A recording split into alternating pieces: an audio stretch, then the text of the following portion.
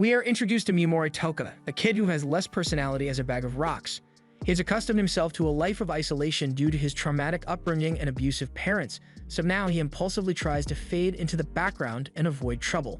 Right now, the class president, Sogu, is getting messed with by the class jerk Oyamada, who has stolen her book for no reason, and no one really cares enough to help her, especially not the teacher who clearly hates his job. Since no one is stepping up to save Sogu, Mimori decides to take action for once and gets up from his seat to ask Oyamada to return Sogu's book. Oyamada is surprised that a nobody like Mimori would dare stand up to him. However, just as he is about to start messing with Mimori as well, the class Chad Takutu speaks up and tells Oyamada to quiet down. Oyamada tries to appeal to Takutu and says he wants to teach Mimori his place as a background character, but Takutu doesn't intend to let that happen. To be clear, he doesn't care about Mimori at all, or Sogu for that matter. He just doesn't want Oyamada to cause any more trouble because it's annoying to listen to. Oyamada doesn't like it, but since Takutu is the alpha, he has no choice but to listen to him and settle down. Oyamada returns Sogu's book and sits back down, but since he needs to keep himself entertained, he quietly starts kicking the kid across from him, Yasu. The teacher finally speaks up and tells Oyamada to quit messing with Yasu. Things get quiet on the bus after that, but then all the students are suddenly transported into a room where they are greeted by the goddess Vicious. She explains that her kingdom, Alien, summons brave warriors to have them fight the evil demon emperor every time he appears. The last time the demon emperor showed up was 200 years ago, and he was thankfully defeated by the valiant efforts of the previous heroes. However, the great emperor has been revived once more, so Alien has summoned the students to be the next heroes of the kingdom of Alien. The students are still greatly confused by everything that has happened so far, so they think this entire thing is either a prank or maybe they all died in a bus crash. The teacher gets everyone's attention and tells them that he's not sure what's going on either, but for now, they should all just listen to Vicious. Vicious thanks him, thinking he understands what she has been saying, but in reality, he is just blinded by Booba. Perverted teacher aside, Mimori takes a moment to assess the situation. This building doesn't seem like anything he has ever seen before. There's a goddess standing in front of him, and he doesn't feel like he's in a dream, so there's only one conclusion to be made. They have actually been summoned to another world. Takundo clarifies that the goddess wants them to defeat this so-called demon emperor, but he wants to know what happens if they refuse to cooperate. The goddess tells them that she unfortunately does not have the power to send them home if they don't want to become Alien's heroes, but there is still a way for them to go back to Earth. It involves a reverse summoning ritual which requires an evil element, and the only way to acquire this evil element is to get it from the heart of the demon emperor, or to absorb the element as it is released upon the death of the demon emperor. Oyamada still doesn't see a reason why any of them should put their lives on the line to fight this demon emperor when Vicious essentially kidnapped them. So Vicious does the only thing she can and begs them to reconsider being this world's saviors. Sobu speaks up to introduces herself as the class president, and even if Vicious refers to them as saviors, they are still just high school students, so they wouldn't be of much use if they were sent into war. Vicious tells her that there's no need to worry about that since they have been bestowed with powers that no other human being in this world has. They all find this hard to believe, so Vicious decides to give them a little demonstration to prove that special abilities truly exist. She calls for a prisoner to be brought out, and then a demonic beast which proceeds to eat the prisoner. And after the demon has mercilessly mauled the prisoner, Vicious casts a fireball to incinerate it. That should have sufficiently traumatized the students so they can accept that they are in a new world. And now that they've come to believe what she has been saying, Vicious directs their attention to a crystal ball which will be used to evaluate their abilities. One by one, the students step up to have their abilities evaluated, and they all seem to have decent aptitude. Notably, when Oyamada goes up to the crystal ball, it glows a brilliant red color, meaning he is incredibly powerful by this world's standards. Next up is Takuto, and when he puts his hand on the crystal, it completely shatters. Everyone is shocked and confused by what's just happened, so the goddess explains this means Takuto is S rank. S rank is the top of the line when it comes to power and leaves above everyone else, so having a single S rank hero is already really lucky. But as the aptitude test continues, it is revealed that Sogu is also S rank as she shatters the backup orb they brought in. And it doesn't end there either, as there is a third S rank hero who shatters the second backup orb in storage. Vicious is in disbelief at how wonderful the hero roster is turning out to be, so she asks who the next person is going to be. And that person turns out to be Mimori. He puts his hand on the crystal, and it begins to glow purple, but the light emanating from the orb is much weaker than it was with the others, so he asks Vicious what his rank is. However, she completely ignores him and asks for the next person to come up. Mimori is used to getting ignored, so he just rolls with it and moves on, But then he notices that the last person to be examined was Yusa, and the orb shows a dark mass in the center, which means he is the dark hero of the group. And as far as their records show, the dark hero is often far more powerful than any other heroes in the group. So essentially, everyone needs to be careful because the quiet kid just got his gun. After that, the goddess gave everyone instructions on how to check their statuses, and when Miyamori takes a look at his stats, he realizes that his stats kinda suck. The goddess created this window so that the heroes could get accurate information about their abilities wherever they want, so Miyamori looks a little closer and notices something called an inherent skill. Inherent skills are skills that are unique to any given hero, and they can typically be used immediately, but some may need to be awakened at a higher level. But that's enough explanations for now, as Vicious tells everyone that they will now be performing a very necessary ritual for their success. She calls Miyamori forward and explains that he is E rank, and as the record books show, the lowest ranked heroes always did nothing but slow down the more powerful ones, therefore she's making the executive decision to dispose of him. However, killing a hero just for being weak would be too morally ambiguous for her, so she decided to give Miyamori a chance to earn his life back. Instead of outright killing him, she will send him to some ruins, and if he manages to survive, then he can live as he pleases in the world. Miyamori asks if these ruins are dangerous, and Vicious answers that of course the ruins are dangerous, it wouldn't be much of an execution grounds if it were safe. Miyamori tries to talk his way out of this and says he has an inherent skill of abnormal status endowment, so that must be useful to the team somehow, but to his dismay, the goddess tells him that abnormal status spells and skills in this world are totally useless, since they almost never actually work as intended, and even when they do work, they aren't very useful anyway. Miyamori tries to appeal to the goddess's morality and says she can't just dispose of him when she is the one who summoned him here without his consent, but her name is literally Vicious, so I don't think she cares. As Miyamori is trying to come to terms with his fate, Yasu touches his shoulder, and Miyamori thinks Yasu is going to stand up for him since he used to help him out back when he was getting bullied on Earth. However, now that he has power, Yasu has turned into just as much of a jerk as the others, so he mocks Miyamori for being weak and condemns him to his terrible fate. By now, Miyamori has realized that no one cares about him being disposed of here, and all the other students just want him gone. So he stands to accept his fate as Vicious throws him a magic bag as a consolation gift. However, there's at least one person there who knows this isn't right, as Sobu steps up and asks Vicious to reconsider the disposal of Miyamori. However, Vicious is dead set on disposing of Miyamori, so she just knocks Sogu out so she can't complain about it. Miyamori can't stand the cruelty and mockery any longer, so he attempts to use his abnormal status effect skill to paralyze the goddess. But unfortunately, as a goddess, she always has an anti-abnormal status shield which she hasn't used since the Heian era. She mocks Miyamori for failing his attack, and without further delay, she wants everyone to witness as this loser is teleported to his doom. Just then, Takudu fires off a blast which leaves a huge hole in the wall. But as the goddess looks over to him, he clarifies that he isn't trying to save Miyamori or anything. He just wanted to test out his powers and didn't realize it would do that much damage. Some of Miyamori's classmates derive joy in watching him be disposed of, while others remain indifferent, and the one person who supported him was knocked out. So as he is about to be teleported, Miyamori gives up on his background character act and gives Vicious the middle finger, vowing to make her regret this someday. Miyamori wakes up in the abandoned ruins and tries to open his status screen, but his system tells him that he is unable to do so because of the low level of light in the area. That's when he remembers the bag he got, so after pouring a little mana into it, it generates enough light for him to see again. However, as he's walking around, he stumbles across a human skeleton on the ground, and whatever killed the skeleton is still in the ruins, so Miyamori is on edge now. He ends up tripping over some rocks, and it's a good thing he did because that allowed him to narrowly evade a sneak attack from a terrifying monster. He has no time to think or worry about where he's running to because if he stops for even a moment, he will be killed. As he continues to run, Miyamori ends up tripping over a rock, and as the monster closes in on him, the emotion he is feeling isn't fear, but rather frustration. Frustration at the fact that he was abandoned by all those jerks and is doomed to die because of it. He has no weapons to fight back with, and no useful skills to use since his abnormal status effects are apparently unlikely to work.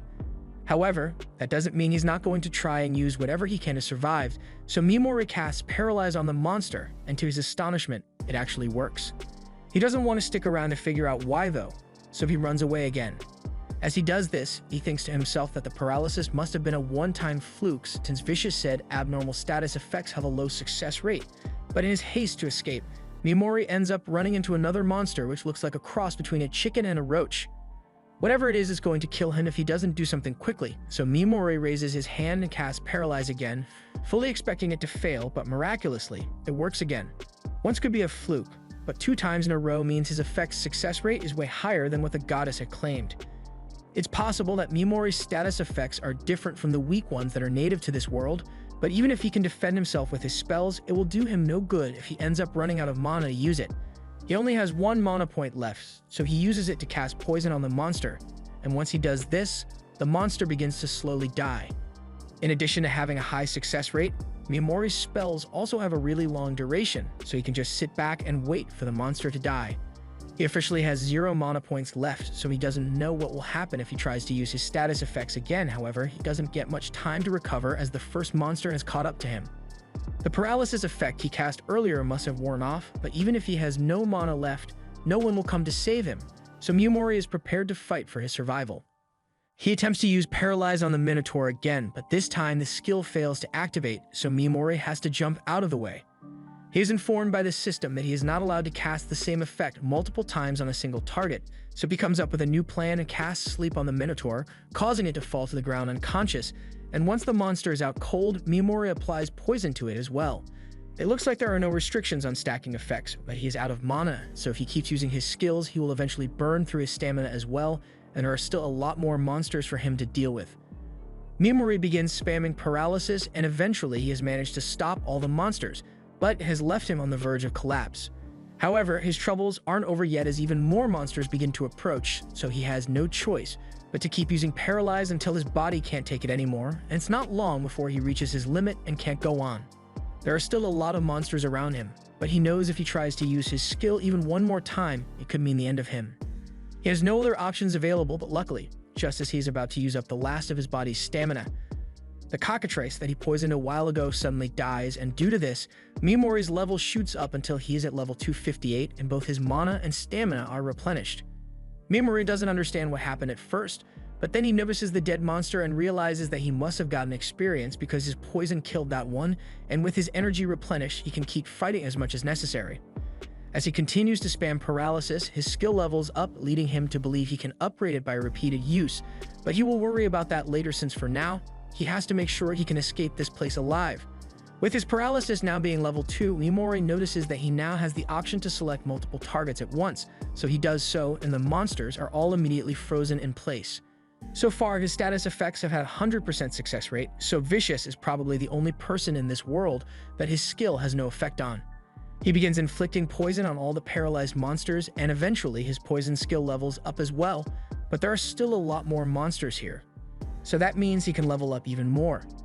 Mimori takes a look at his status window, and since he leveled up, his stats are far higher than they were when he first got here, especially his mana, which is now over 8,000, and mana is his only way of surviving this hellhole. Mimori takes a break and sits down while he waits for the poison to do its thing, and eventually, the monsters begin dying one by one, raising Mimori's level even further. By the time he is level 500, Mimori is fairly confident that he can now make it out of the ruins, so he prepares to take care of the remaining monsters. However, after seeing Mimori kill dozens of them with ease, the monsters have enough common sense to know that they shouldn't mess with him, so they all run off. Now that the area is safe, Mimori sifts through the piles of rotting bones in order to find any loot that he could use, and after getting his hands on a cloak and a blade, he sets off to escape the ruins. As he looks for the exit, he comes across many different monsters, but he has realized that he faces another problem. He has no food, so he's going to starve soon if he doesn't get something to eat. He is so desperate that he is even willing to eat monster meat, so after retracing his steps, he returns to the monster corpses and reluctantly begins carving into them to eat what he can. However, as the eyeball pops out and Mimori tries to eat it, he realizes that the monster's entire body has acid in it, so he won't be able to eat it after all. With no source of food, Mimori believes he will starve to death before he ever makes it out of here. He has no energy left in his body, but then he notices the color of his magic bag changing, and since that's the only source of light he has, he frantically rushes over to supply it with more mana. However, as he does so, he feels something appear inside the bag, and to his delight, he finds a bag of beef jerky and a bottle of soda. He excitedly begins eating, and while this means his hunger problem is solved for now, he doesn't know for sure if he will be able to get the bag to produce food again. As days continue to pass inside the ruins, Mimori has gotten used to committing mass monster genocide with his skills, but he is worried that he might be losing his humanity because of this. Back on Earth, after suffering abuse at the hands of his stepfather, Mimori was on the verge of having his murderous villain arc right then and there, but before he could lose his sense of humanity, he was rescued by his aunt and uncle who took him in and gave him a sense of normalcy. He learned empathy from them, and he thought he had become a normal person like them, but right now, as he is staring at the mountain of corpses beneath his feet, he feels nothing at all. There's no going back to how he was before, so Mimori just accepts that he's a psychopath now and moves on.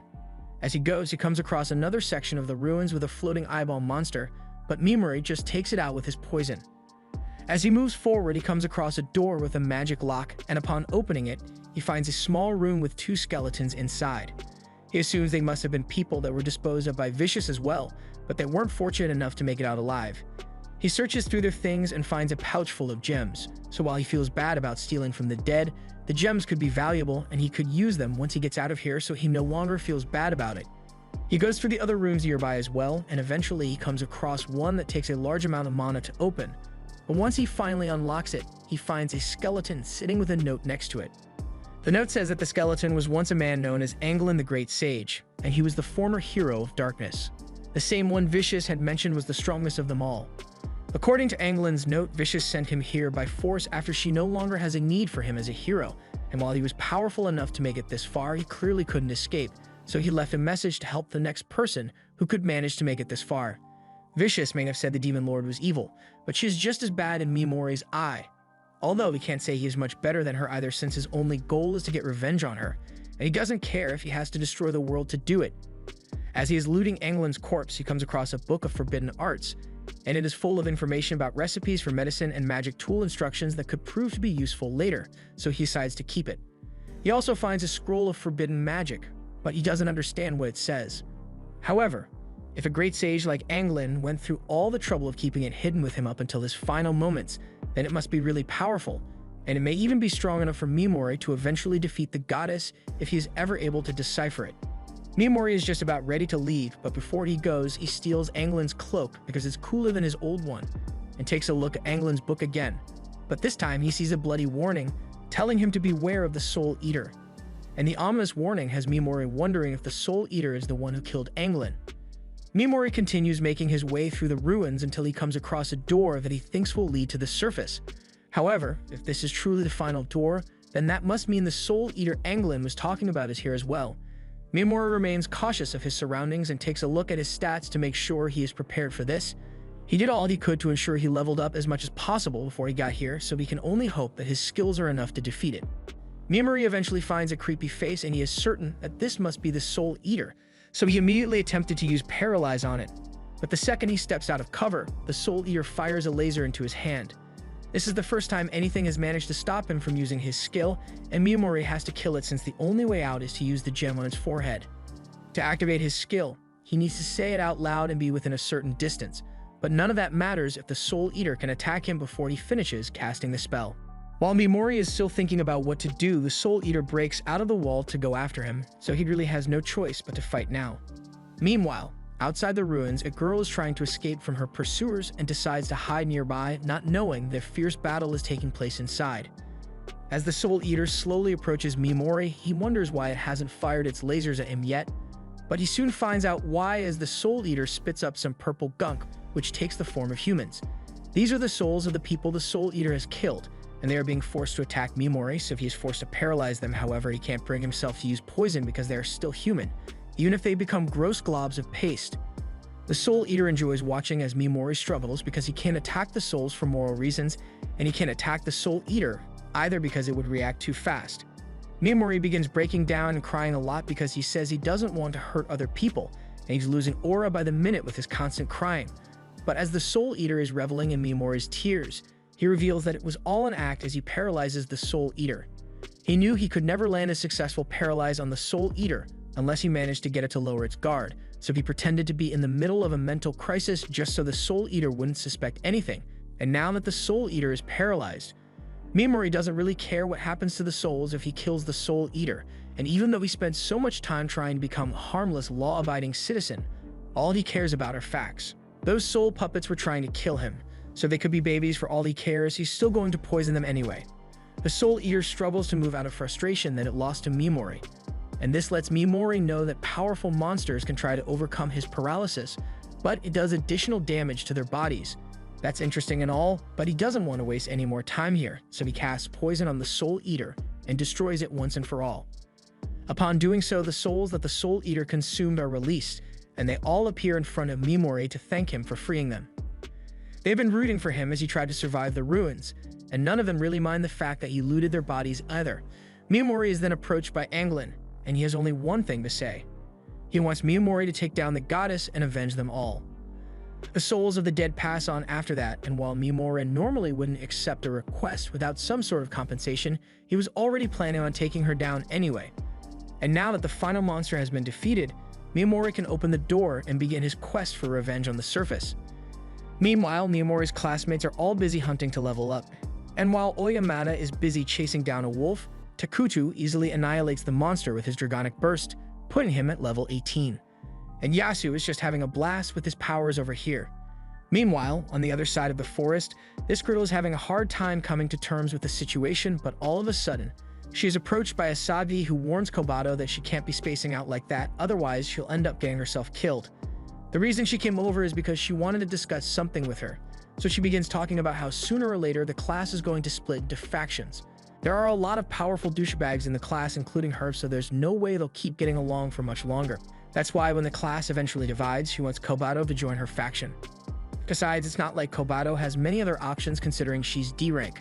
There's no way she'll be accepted into Takuto's S rank group while being D rank.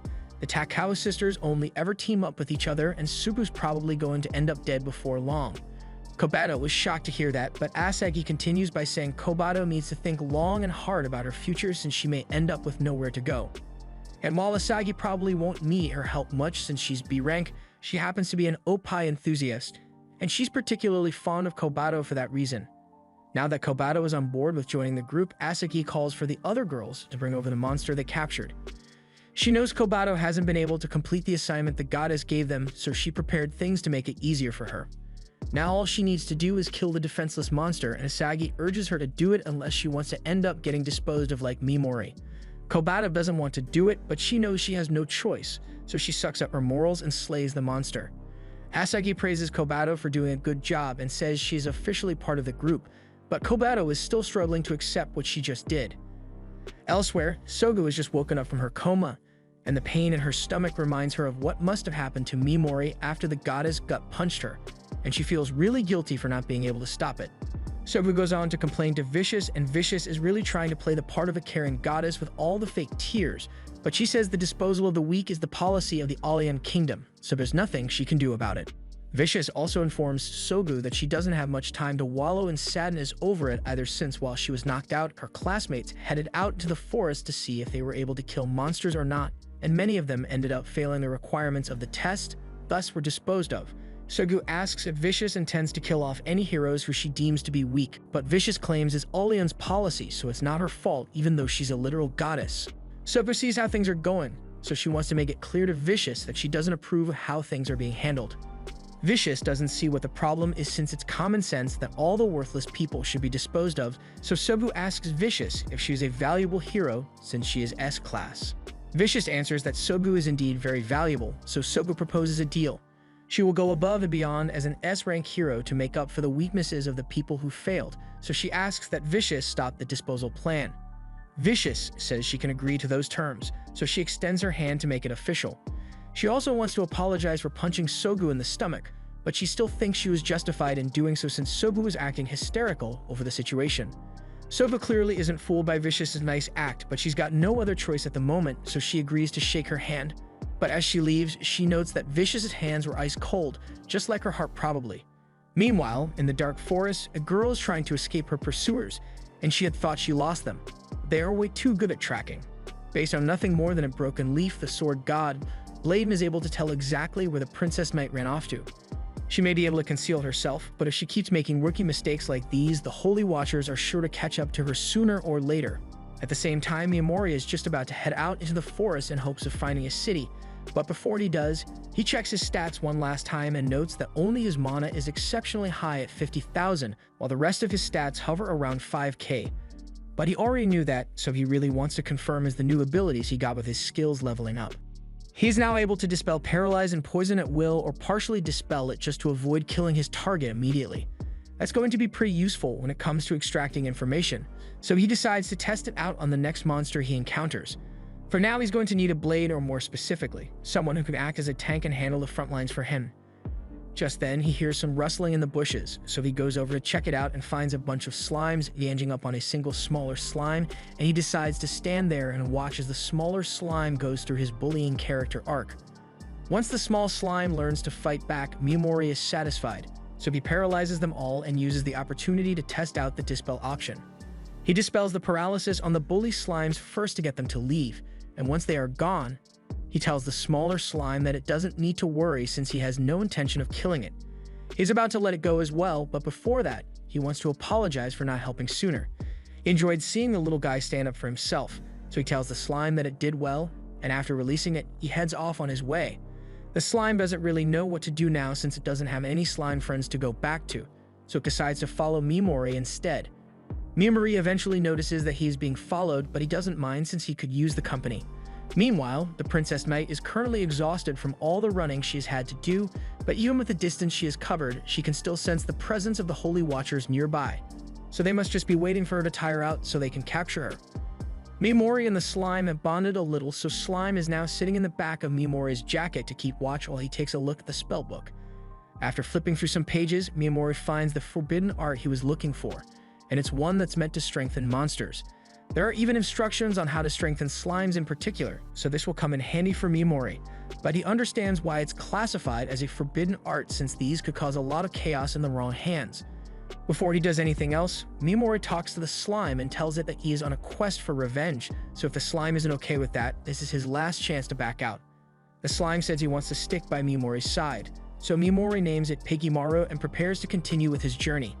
The fleeing Princess Knight can sense that the Holy Watchers are closing in on her, so while she hoped she wouldn't have to use it, she is forced to activate her spirit contract. She offers up her sleep as payment and even does a whole Power Rangers transformation routine, but as the Holy Watchers finally catch up, they are shocked to find out that they've been tracking the wrong person since Miyamori definitely isn't their target. Now they could have just ignored Miyamori since he has nothing to do with their mission, but they're too scummy to do something like that. So one tells Miyamori to drop all his valuables so they don't have to kill him, but the other guy says he's still going to kill Miyamori anyway because it'll be fun. They also talk about doing my terrible things to his corpse, so Miyamori has already decided that these guys have got to go and walks in real quick. While the scumbags aren't paying attention, Miyamori starts shuffling away slowly. But while the group notices and think he was trying to escape, Miyamori was actually just trying to get them all within his field of vision. Miyamori plays the part of a scared weakling well, but as Maggots attempts to slice him up, he wastes no time in paralyzing him along with all his teammates. Since it was successful, Miyamori now knows that his status effects work on humans as well, so Vicious is probably the only person who's immune to them. Back to the Holy Watchers, these guys weren't as intimidating as the monsters he had to fight in the ruins, but their malicious intent was far worse, so Miyamori has no issue with killing them since they tried to kill him first. He casts his poison, and after all the Holy Watchers are dead, Miyamori spends some time looting their corpses, but then both he and Pegimaru sense some nearby. Meanwhile, the Princess Knight has been standing in battle position for a while now, and she just noticed that she can no longer feel the presence of the Holy Watchers in the forest, but she thinks it must be some kind of trap to get her to lower her guard. However, just then she senses someone else in the forest and it's freaking her out. This guy's presence isn't immensely powerful, but for some reason, the spirits are scared of him. Just then, she hears something behind her, so she attacks. However, it turns out to be Pegimaru, who was acting as a distraction for Miyamori. And with the girl's back turned, Miyamori paralyzes her.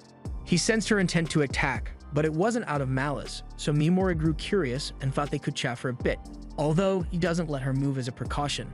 She asks him what he wants from her, so Miyamori explains that he's not from around here and needs help learning about the area, so he was hoping she could make herself useful. Before that, she asks about the other 4 guys that were in the forest, so Miyamori tells her that he killed them. The girl is shocked, so Miyamori asks if it's a problem that he killed them, but she says she is just surprised that Miyamori was able to defeat the Holy Watchers on his own. She can sense that Miyamori isn't lying to her, probably thanks to one of her abilities, so she agrees to answer any questions Miyamori may have for her in return for saving her life from the Holy Watchers. Miyamori can tell that this girl isn't a bad person, so he trusts her a little more now, but there are still some things that he would rather keep to himself though, and the same goes for the girl, so they both agree not to pry into each other's personal matters. As the timer for paralysis counts down, Mimori asks a lot of questions and learns that this place isn't even Alien. He is currently in a place called the Kingdom of Yuzul, so the goddess disposed of him in someone else's kingdom. Mimori still has one last question for the girl, so he pulls out a page from the Forbidden Arts book and asks the girl if she understands it.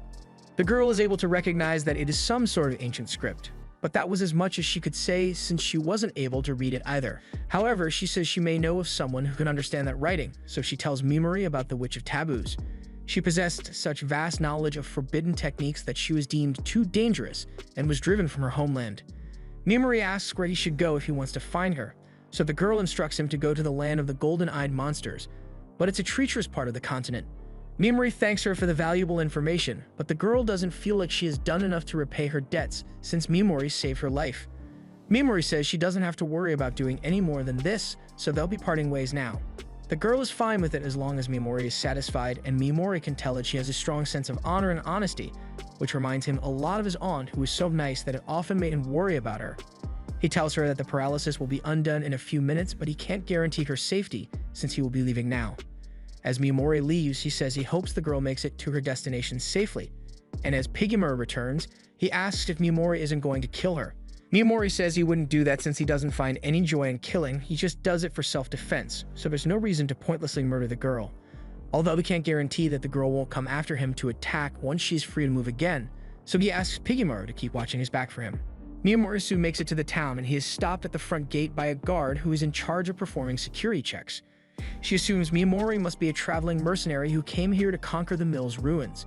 Mimori plays along with the story and says he indeed came here to conquer the ruins, also adding that he comes from a rural town, so he doesn't know much about this place.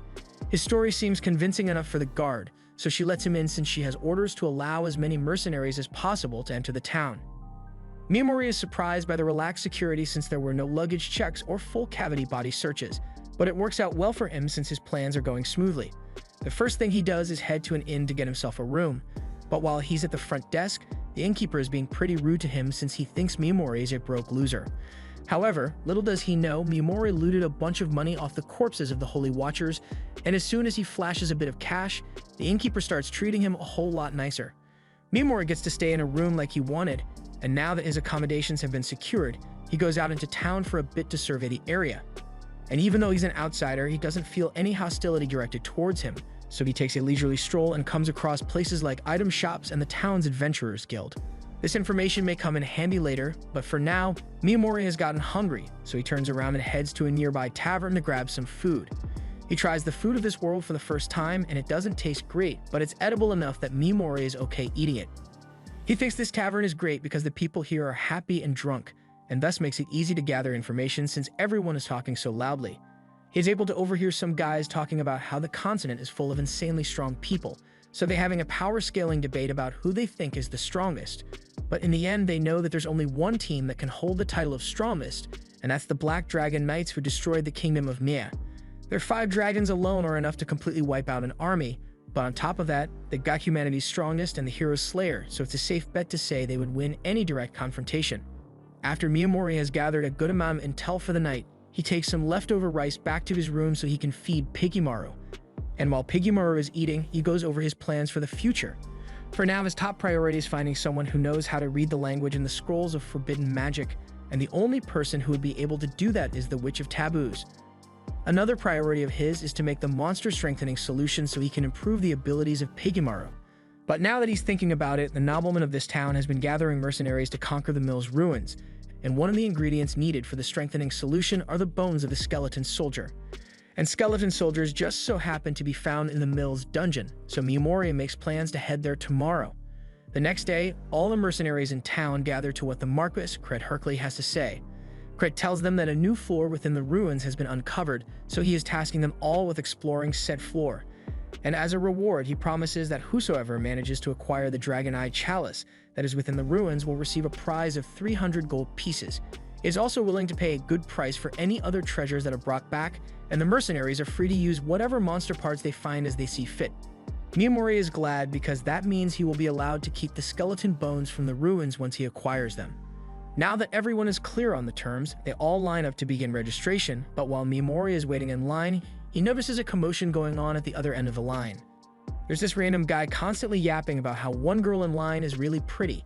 In fact, she's so pretty that he could swear she was a princess. Or maybe even a princess knight of the destroyed kingdom of Nian who has a bounty on her head perhaps. You see, what happened was that a couple years back, this guy tried asking the princess knight out on a date, but she said no. And from that day onwards, he had burned her face, voice, and chest into his memory so he could get his revenge someday. And she went to great lengths to ensure her face was covered, so the man has to have some degenerate skill if he was able to recognize her just from her opie. Anyway, to prove that he is right about her identity, he reaches over to pull off her cloak and show the crowd her face, but as he does so, he is shocked to find out that the girl's face isn't the same as that of Princess Saris Ashrain, and the girl now states that her name is Miss Pelucas. He never misidentifies Opie, so he knows that she must be Ashrain, but he has no way of proving it, so he swears to get his revenge on Mist, as well as every beautiful woman that has made him look like a fool. A little while later, Mimori is planning on going shopping for some supplies to use during the mission, but as he is walking, the girl approaches him to ask if he's here to explore the dungeon as well. Mimori recognizes her and feels sympathetic that she has to deal with so many people trying to reveal her identity, but she says it's not that much of a problem since she disguised her face ahead of time. Still, Mimori suggests she be careful about guys like that because even if he doesn't know her real identity for now, he seems like he's petty enough to try attacking her just because she made him look like a fool in front of everyone. But that said, Mimori tells her that he has a request he would like to make, so he explains that he has no idea about the value of the items in this town, so he would like her to help him negotiate so that he doesn't get swindled. And of course, he isn't asking her to do this for free as he promises to compensate her for her assistance if she accepts. She decides to accept his offer since she's pretty much broke right now, so the two shake hands and she introduces herself to him as her alias, Mist, while Mimori introduces himself under the name Hati. The two of them proceed to go shopping together, and since Mist went negotiated for him, she ultimately saves Mimori around 3 silver coins worth in deals, so he gives that to her as her compensation. She is surprised to receive this much money just for shopping with him, but Mimori believes is a fair reward for the help she offered him, so she accepts the payment and is about to leave. But as she attempts to walk away, she ends up collapsing to the ground. Mimori asks her if she is alright and she says she's okay, but she hasn't been able to sleep well for the past few days, so she's a little tired. She then turns and leaves, so Mimori leaves things as they are and decides to head to the ruins to begin hunting for skeletons. Within the ruins, as Mimori is descending the stairs, he hears some mercenaries scream as they run past him that there's a little ox demon down there, so Mimori assumes it must be a miniature version of the minotaurs he had to fight in the ruins of Disposal. The ox demon charges towards him, but Mimori quickly paralyzes and poisons it, so it wasn't much of a threat to him. He then stabs the ox demon to test whether the demon's skin is as tough as the ones in the abandoned ruins, but this one is much easier to stab. A little while later, those mercenaries that ran away earlier return with backup to defeat the ox demon, but when they find it dead, they are shocked that someone was actually capable of killing a monster like this so quickly. Mimori heads deeper into the ruins, but despite the place crawling with monsters, he isn't feeling very threatened by any of them since they are easy to kill. He isn't getting much experience from killing the monsters either, so he decides to head a little deeper into the ruins to find some strong monsters. While walking through the halls, he happens to overhear that loser from earlier talking to a couple mercenaries, and he is asking them to go after Miss and make her regret ever being born, all because she didn't want to go on a date with him and made him look like he was wrong about her identity. So he can't let her continue to live in this world, and preferably, he wants the mercenaries to make her suffer as much as possible before killing her so he can see the twisted look of despair on her. At first, the mercenaries thought it was messed up to go this far just because someone ignored him, but money is money, so they agree to do it and start talking about how they will torture her. Mimori overhears all of this, and since he is sure these guys are irredeemable scumbags at this point and he's not about to let them get away with their plans to kill Mist, so he steps out to confront them. As soon as they see him, they all threaten to kill Mimori, but Mimori just raises his hand and paralyzes them all. He then inflicts poison on them, and it feels oddly satisfying to eliminate scumbags when he gets the chance. After the scumbags are dead, Mimori continues his venture into the ruins, but before he heads to the next level, he decides to take a little break. 3 hours later, Mimori wakes up from his nap and thanks Piggymaru for being a lookout in case any monsters showed up. He exits the room to head to the next floor, but before he can do that, he runs into a team of mercenaries and they tell him to be careful since there's a lot of strange stuff happening in these ruins. People have been coming across a lot of monster corpses, but it's not clear what killed the monsters since there are no clear signs of attack. It pretty much looks like the monsters fell over dead in the middle of the ruins. As the leader of the Saber Tigers party, Lily Adamantite, values the lives of her teammates more than anything else.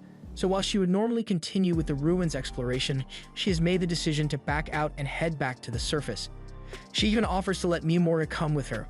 But Mimori says he wants to continue with the ruins exploration, so Lily and the rest of her team wishes him good luck with that. Mimori knows all the unexplained deaths are because of him, but it works out well in his favor since if people believe there's something strange going on in the ruins, that means fewer mercenaries will show up in the ruins. Mimori heads down deeper until he finally arrives at the room where the dragon chalice is located, and there's a giant gargoyle statue right beside it, but it's totally harmless, so there's no need to worry about it. Yeah, Mimori isn't stupid, so he casts Paralyze and Poison on the statue, and sure enough, it turns out to be a monster, and it soon ends up dying. Mimori has now officially obtained the dragon chalice, and soon after he acquires it, Mist shows up and is disappointed that she didn't manage to get here first. Mimori doesn't really care about the chalice, so he says Mist can have it if she wants. She can't believe Mimori would give her something worth 300 gold coins, so she asks what he wants in return, but Mimori honestly doesn't need anything from her. Mist says she can't accept something so valuable for free, but Mimori says she should just hurry up and take it, and she should probably get some proper sleep soon, otherwise she will end up collapsing. She still doesn't feel right accepting this, so Mimori tells her that he never cared about the cup in the first place. What he is really after is located further down in the ruins, so Mist offers to act as his guard while he's down there. Right now, the only thing she can think to offer him is her skill with her sword, and she promises not to be a hindrance, so Mimori agrees under a few conditions. The first condition is that neither of them ask too many questions about each other's personal lives, and he won't necessarily be returning to the surface within a day, so if Mist wants to return by herself, Mimori won't be responsible for her safety. Mist agrees to the terms, so they head down to the next floor, and Mist shows Mimori just how useful she can be as she cuts down a giant flower monster. Mimori is impressed, but there's something he would like to ask her about. He has noticed that some monsters have golden eyes while others don't, so he was wondering what the difference is between them. Mist explains that monsters with golden eyes are said to contain experience, so they are the perfect prey for monsters, the heroes of another world, to level up. She has no idea that Mimori is one of said heroes, so she goes on to explain that heroes gain no experience from killing humans, so experience for them is something that is unique to monsters. And in regards to monsters without golden eyes, they are just regular monsters and can even form friendly relationships with humans under the right circumstances. According to legends, the Demon King radiates a powerful energy known as Demon Essence, and monsters which are affected by this essence become incredibly violent and have their eyes turn gold. Before they go any further, Mimori suggests they take a break so Mist can get some sleep, but she says she doesn't need any sleep since she is meant to be guarding Mimori, but he eventually convinces her to lie down. And once she does, he casts sleep on her so she can get some proper rest.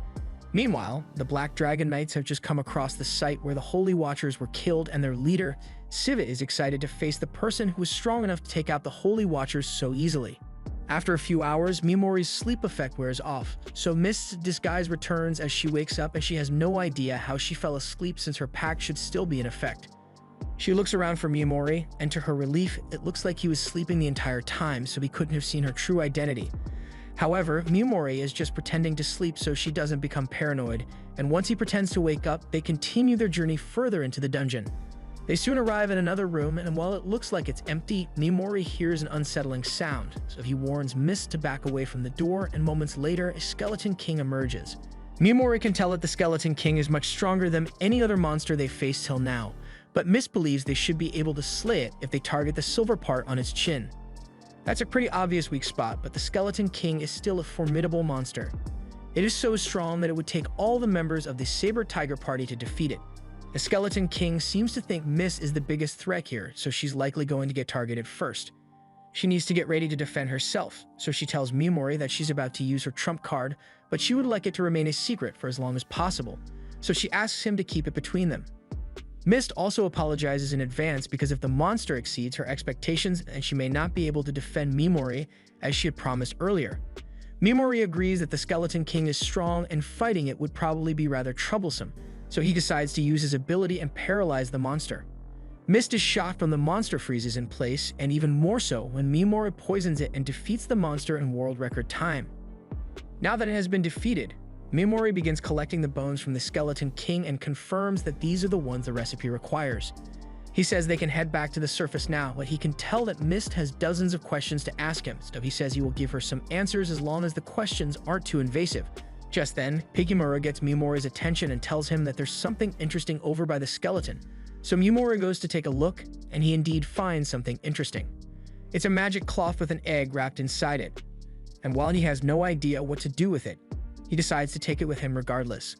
Meanwhile, Mimori's classmates are all running away in fear after encountering a group of skeleton soldiers, and this girl in particular is freaking out on the floor over her dismembered hand. But there are still skeletons approaching to dismember more than her hand. So Sogu is trying to step up and defend her weaker classmates, but Oyamada doesn't give a shit about his classmates and runs and blasting the skeletons. And so does Takuto, although he nearly kills his classmates as well, but why would he care about them? He just hit level 24, so he is too busy patting himself on the back for a job well done. Meanwhile, Mimori and Mist have made it back to the surface, and Mist presents the dragon chalice so she can receive her reward. And while the crowd surrounds her to get a look at the chalice, Mimori quietly walks away since he has gotten everything he needs from the mill's ruins. After a while, Mist catches up to Mimori and tells him that an award ceremony is going to be held tomorrow where she will be awarded her prize money, so she's still going to need to stay in town till then. Since she's not busy for the rest of the day, Mimori asks if he can have a chat with her in private. He asks if they can meet up in his room later tonight, and Mist is fine with that. So Mimori turns to leave, but before he goes, she grabs Mimori by the arm and thanks him once again for giving her the dragon chalice. Later that night, Pigimura is eating his dinner while Mimori prepares the monster-strengthening solution, and just as he finishes making it, Mist arrives at his door. Mimori lets her inside, and he gets right to the point as he tells Mist that he wants to hire her as his bodyguard.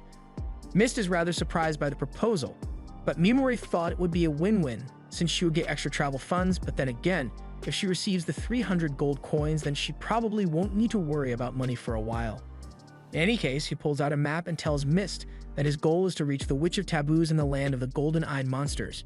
He is expecting to get swarmed by a large number of monsters on his journey at least once, so he would feel a lot better if he had a capable warrior there to watch his back for him. And after working with her in the mills, he believes Mist would be the perfect bodyguard for him.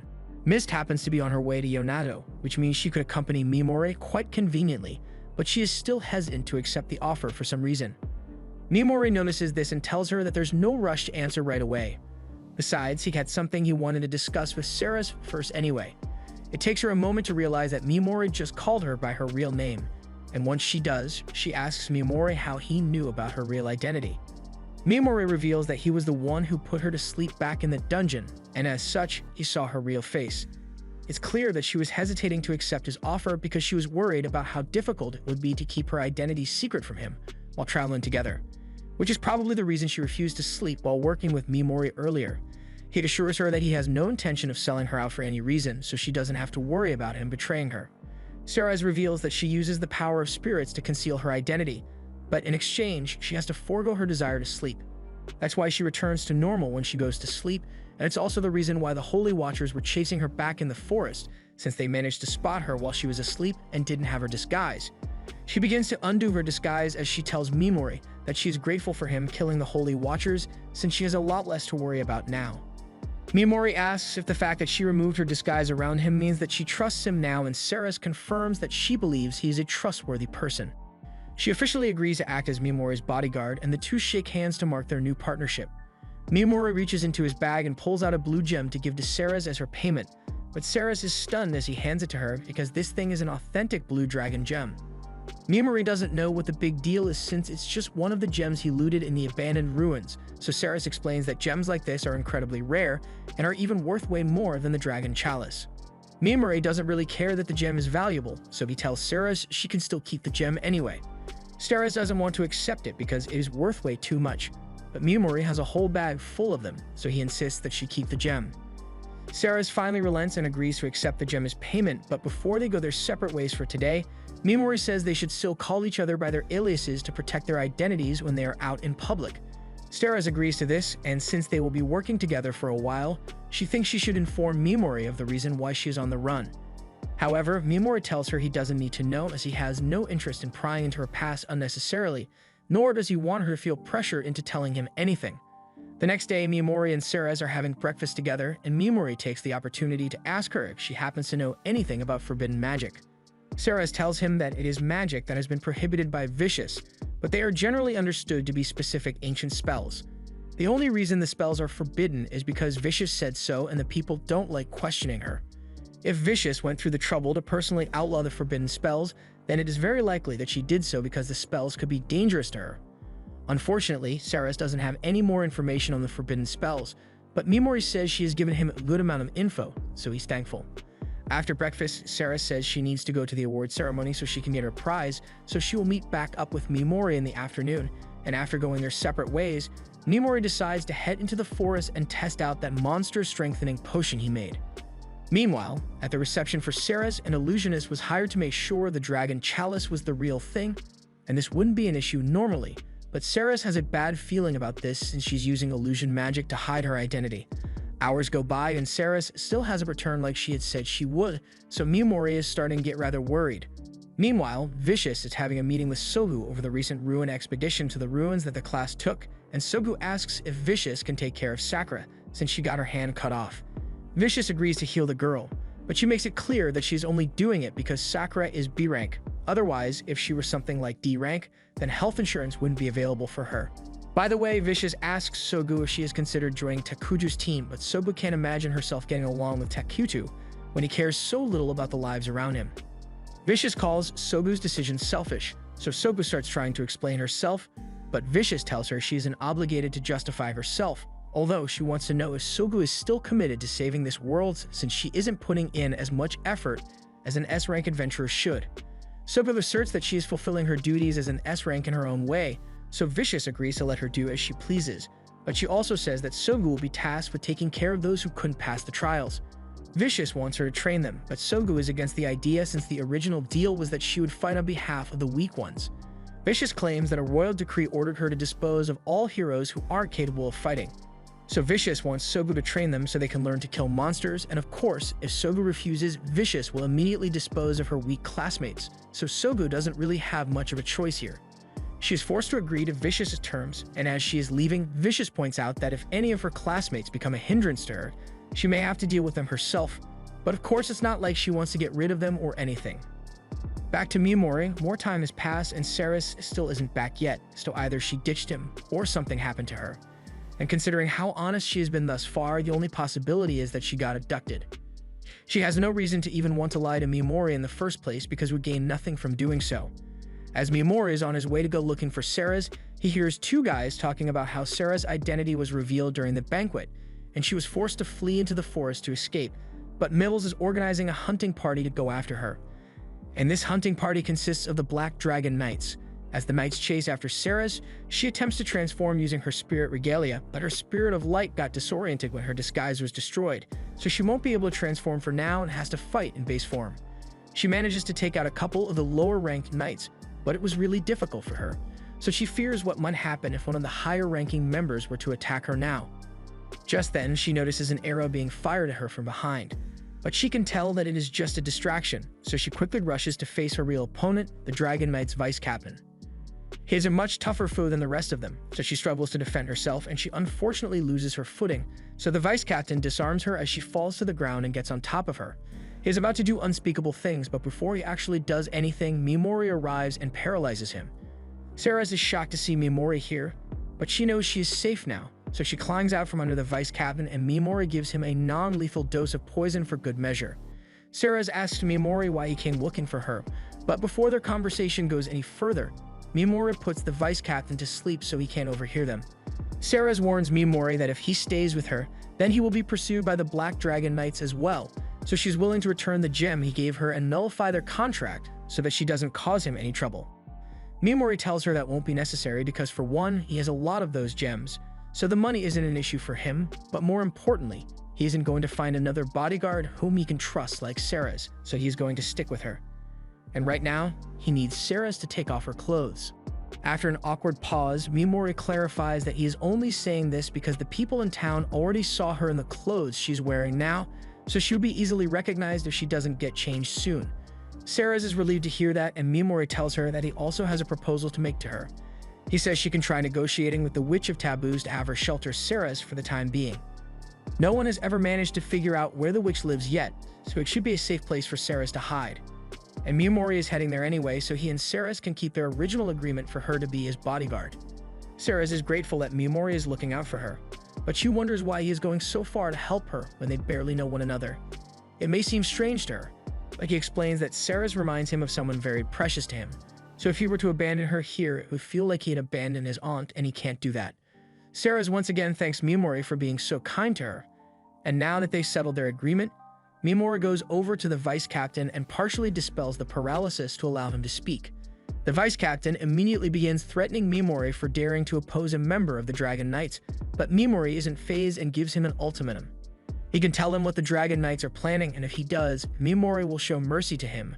Otherwise, he's going to die a slow and painful death. The man tries to act cool and confident, but he ultimately agrees to tell Mimori and Ceres what they want to know, but before he can spill the beans, his brains get spilled all over the floor by a sword from the sky. Mimori and Ceres turn around to get a look at the attacker, and to his horror, not only is the attacker out of range, but it's actually Civet. He has many names across this world, but he is most commonly referred to by the title of humanity's strongest. Civet and his 5 dragon riders are all here, aside from the one whose brains are all over the floor though. Orban asks Civet if it was really necessary to kill him, but Civet doesn't really care about casualties as long as the mission is complete. They were ordered to do this by Ortola, and that name seems to be familiar to Ceres, so she's frozen in shock. At the same time, Ortola is lying in his bed and agonizing over the thought of what he has done. He never wanted to hurt Ceres because he loved her like a daughter, and more specifically, like a stepdaughter, because he explicitly states that seeing her always had him focused and stiff. He does not regret letting her escape, rather what he regrets is the fact that some other man could be having romantic relations with her. So he decided that the best course of action here was to kill her instead. Ceres can't believe Ortola would do something like that, but it's the truth. In fact, that's what Gizon was going to tell her. But since Civet thought he was being a hindrance, he threw his sword and killed him. Although if Gizon had managed to dodge it somehow, then Civet would have let him live. But even if Gizon had been paralyzed by Mimori, there was no way he could have dodged an attack like that. The Dragon Riders ask what they should do with Ceres now, and according to the orders Ortola gave him, he wants Ceres to be killed and her dead body to be brought back to him intact, at which point necrophilia is on the table for him. Ceres still can't believe that Ortola would order something like this, but Civet tells her that he is willing to give her the chance to earn her life back. He is obsessed with finding strong opponents, so if Ceres can beat him in a duel, then he will let her go free. He has been eager to test out the famous spirit regalia of hers, which is why he was so motivated to catch up to her. But right now, he's a lot more interested in Mimori than in Ceres. Mimori is sweating bullets because he is at risk of being killed at any moment, and Civet and his team are all still slightly out of range for his ability, so his options for counterattack are limited. But even with this dire situation, Mimori still has a smile on his face as he takes a gamble. He asks Civet if he can talk with him as he slowly makes his way forward, but Civet asks him to identify himself first. Mimori introduces himself under the name Hadi, but Civet can immediately tell that it's a fake name, and if Mimori has a reason to want to hide his name, then there must be some kind of story behind it.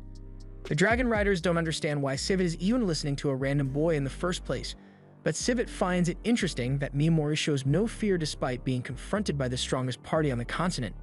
In fact, Civet can tell that Mimori looks like he is preparing to attack or something, and almost no one ever even considers attacking Civet, so he knows Mimori must be at least a bit special. Mimori asks Civet if it is true that he is currently searching for a worthy opponent to give him a battle he will be satisfied with, and Civet confirms this to be true. But if that's the case, Mimori asks why Civet doesn't go after some more obviously strong people. For example, the goddess Vicious and the heroes. Civet explains that he has a non-aggression pact with Vicious, so he can't fight her, but he still has hope in the heroes who had been summoned by Vicious, since he had heard the story of how heroes start out weak, but over time build up an incredible amount of strength, so he is patiently waiting for the day when one of them becomes strong enough to challenge him. It would be great if they have power necessary to kill him too, since Civet has been bored with life recently, with how he is always the best at everything. Out of courtesy for Mimori, Civet even offers to kill Ceres painlessly and have her head delivered to the current princess of Nia. Ceres asks why he would need to do that, so Civet informs her that her escape led to Aliam becoming hostile to this kingdom, and recently, they even invaded because the goddess demanded that Ceres be handed over to her, but Emperor Ortola refused. It's at this point that Mimori speaks up and makes an interesting proposal to Civet.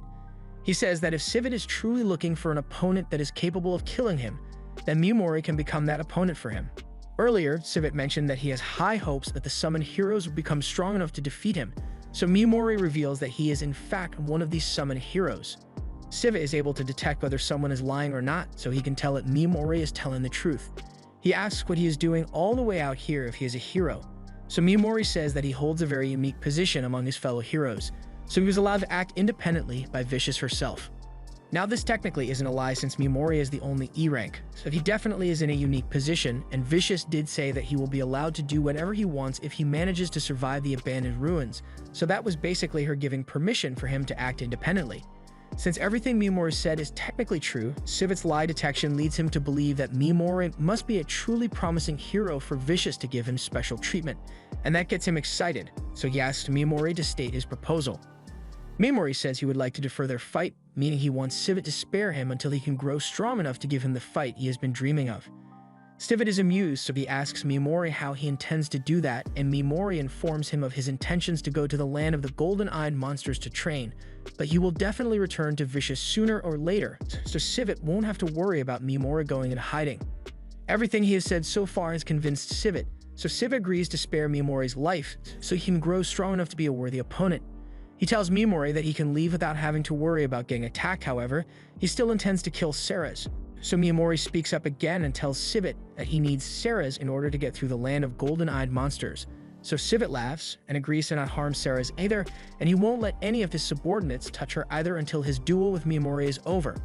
Mimori is really proud of his acting skills right now because he actually managed to talk his way out of a direct fight with Civit, but as far as training so that he can have a rematch with Civit goes, Mimori's not stupid. Civit's back is turned, but he is still within range, so Mimori immediately seizes the opportunity to use Paralyze on Civit and all the other dragon riders. Mimori apologizes for betraying Civit's trust, but he's not kind enough to ignore a clear opening to attack, and Mimori's goal is to ultimately get revenge on the goddess so he doesn't have time to be worrying about Civit and the others.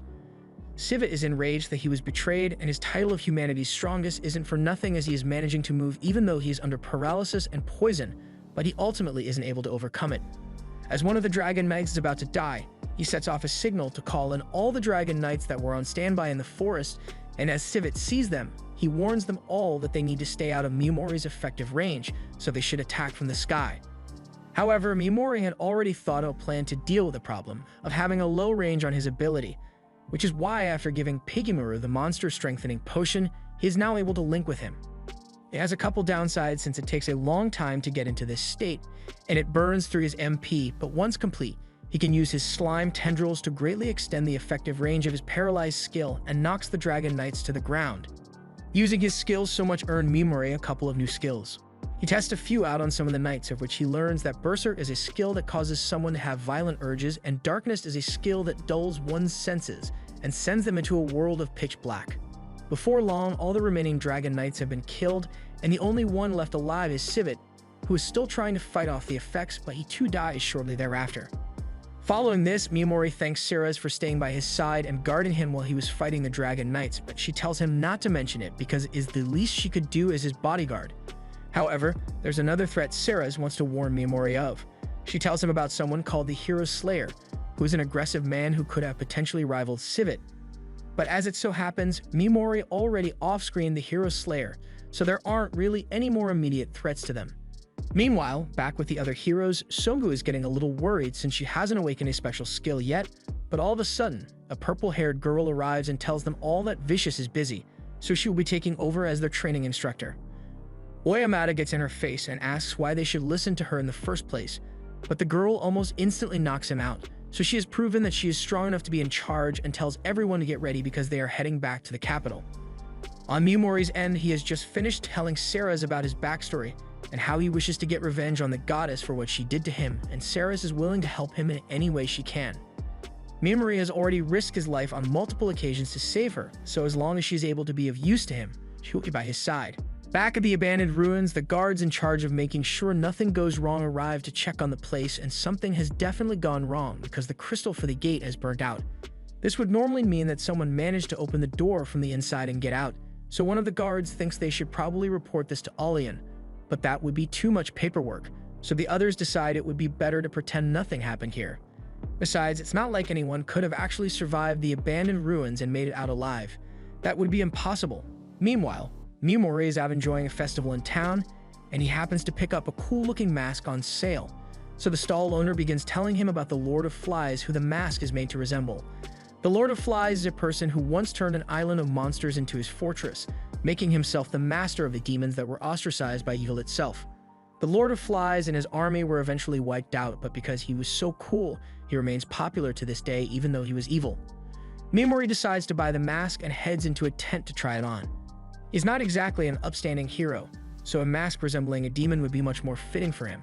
He once again swears to himself that he will make Vicious pay for what she did to him, and his determination shouldn't be underestimated because he's literally got nothing better to do. Over in the Magnar Kingdom, the news of the downfall of the 5 dragons has reached the Holy Alliance, and the King of Magnar finds it quite hard to believe that the man hailed as humanity's strongest warrior was defeated overnight. The King of Ulza tells him that he personally identified the corpses of the dragon riders, so there's no doubt that they are all dead. The King of Magnar asks if the goddess of Alian has any information on the matter, so Vicious informs him that the dragon riders were apparently chasing after Ceres when they met their demise, and while they don't know where Ceres was headed after the fight, they did find evidence of some of Ceres' torn clothes and a lot of her blood. Judging from the amount, they believe it might be possible that she was confronted with the Black Dragon Knights and killed them all, but was gravely wounded in the process and bludgeoned to death somewhere else. The Black Knights were humanity's best hope against the Great Demon Empire, so losing them is a huge blow to the strength of the Holy Alliance, so the heroes from another world are even more valuable than they were before. The Emperor of Mira, Falk, thinks it's funny how every time Great Eagle comes, Alian always seems to benefit in some way. Vicious keeps her polite tone and asks Falk what he's trying to insinuate with his statement, but Falk is serious. Every time something bad happens, they are forced to rely on Alian and its heroes, so it's pretty convenient for Vicious. Vicious says they are all equally affected by the Dark Lord's essence, so she's on the same side as them. But she's being very passive-aggressive towards Falk, so he decides to stop talking before things go too far. There's one final thing that needs to be discussed before they adjourn this meeting, so the King of Magnar asks if everyone here truly believes Ceres was capable of killing all 5 of the Black Dragon Knights. It's pretty hard to believe she was capable of doing something like that on her own, that they have no idea who could have been behind it. However, a messenger comes into the room and informs him that there is a group that is taking credit for the defeat of the Black Dragon Knights, and they call themselves the Curse Magic Users of Ashint. The next day, Mimori and Ceres are walking through town to stock up on supplies, and it doesn't look like anyone is following them, so this place might be the safest bet for their preparation. While walking, Mimori notices a huge coliseum nearby, so Ceres explains that it is a blood sport coliseum where slaves and mercenaries kill each other for the entertainment of the crowd. The fighters can earn rewards by winning their matches, and since it is run by the Duke and the Mercenary Guild, it has become a prime source of entertainment for the public. Although at first it was just a way for the Mercenary Guild to assess their fighters. Ceres and Mimori later find a good inn to stay at, and since they need to conserve funds, Ceres suggests that she and Mimori should share a room. Mimori asks if she is really okay with that since Mimori is a man and stuff might happen, but while she's embarrassed, she says she doesn't mind, so Mimori gets one room for both of them. After that, they head to the bar so they can get something to eat, and the place is pretty packed, so Mimori is able to overhear a conversation about the death of the Black Dragon Knights. From what he hears, it looks like people think Ceres died at the hands of the Dragon Knights, but then the Dragon Knights were taken out by someone else. A group called Ashint is taking credit for killing the Dragon Knights with their curse magic, and Ceres has heard about them before, so she tells Mimori that the group apparently worships the god of curses. Just then, the Ashint walk into the bar, and they are really enjoying all the clout they got from stealing credit for what Mimori did. After getting a good look at them, Mimori doesn't think they are actually that much of a threat, and he's not mad about them taking credit for what he did since it takes attention away from him. Mimori continues to eavesdrop on the conversation going on around him, but then he hears people talking about who else they think might have been strong enough to defeat the Black Dragon Knights, and eventually, the Witch of Taboos is mentioned. She's apparently a dark elf, and no one has actually seen her in a decade, but there's someone in the capital who has seen her before. Mimori approaches the table and asks if the guys can tell him a little more about this person, and at first they don't want to talk to Mimori, but when Mimori offers to pay for their drinks, they are much more willing to talk to him. They tell them that the person who met the Witch of Taboos is the strongest fighter in the Colosseum, and if he'd like to meet her, then he's probably going to have to talk to the owner of the Colosseum. However, Mimori is in luck, because the person in question just happened to walk into the bar.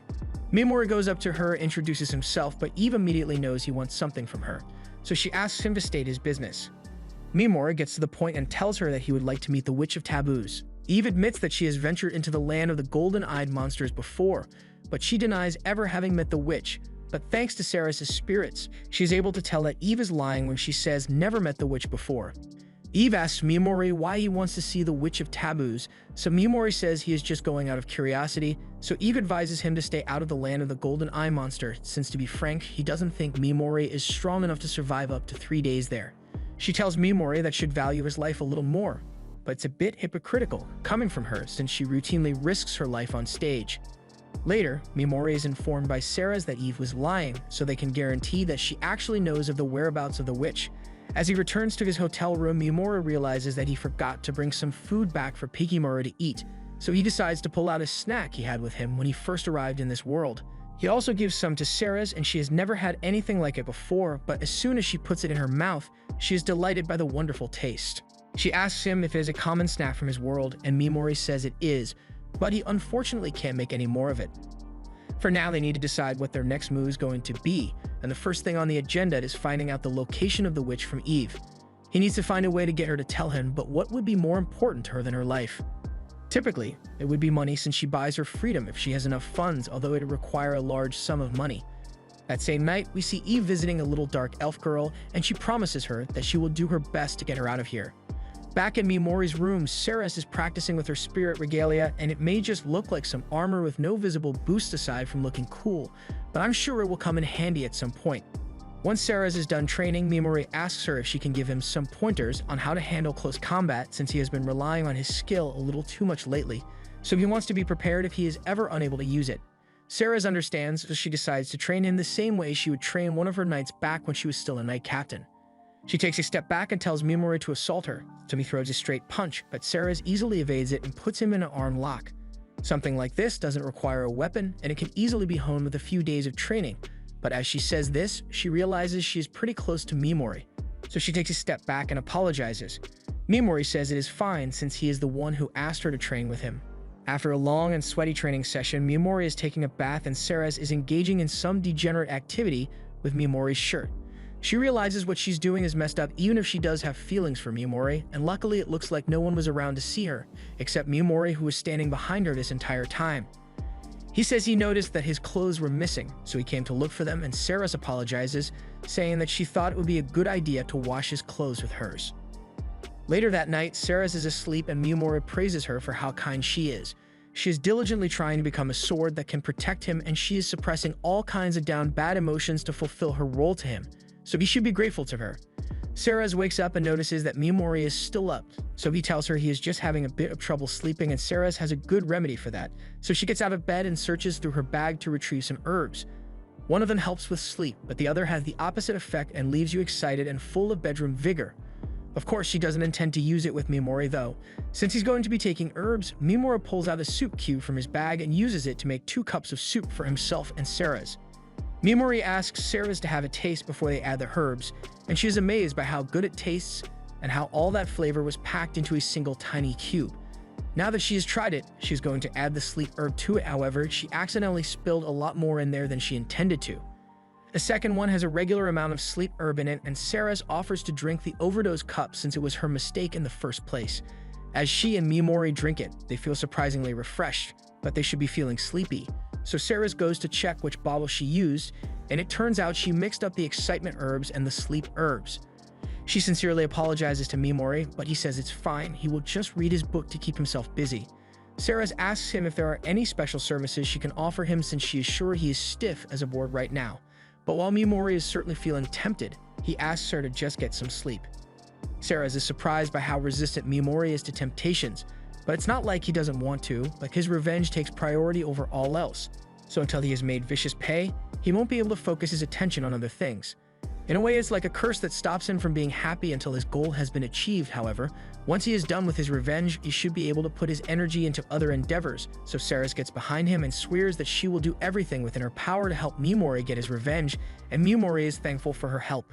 The next day, they head over to the Bloodsport Coliseum, and Ceres returns to Mimori after asking around about Eve.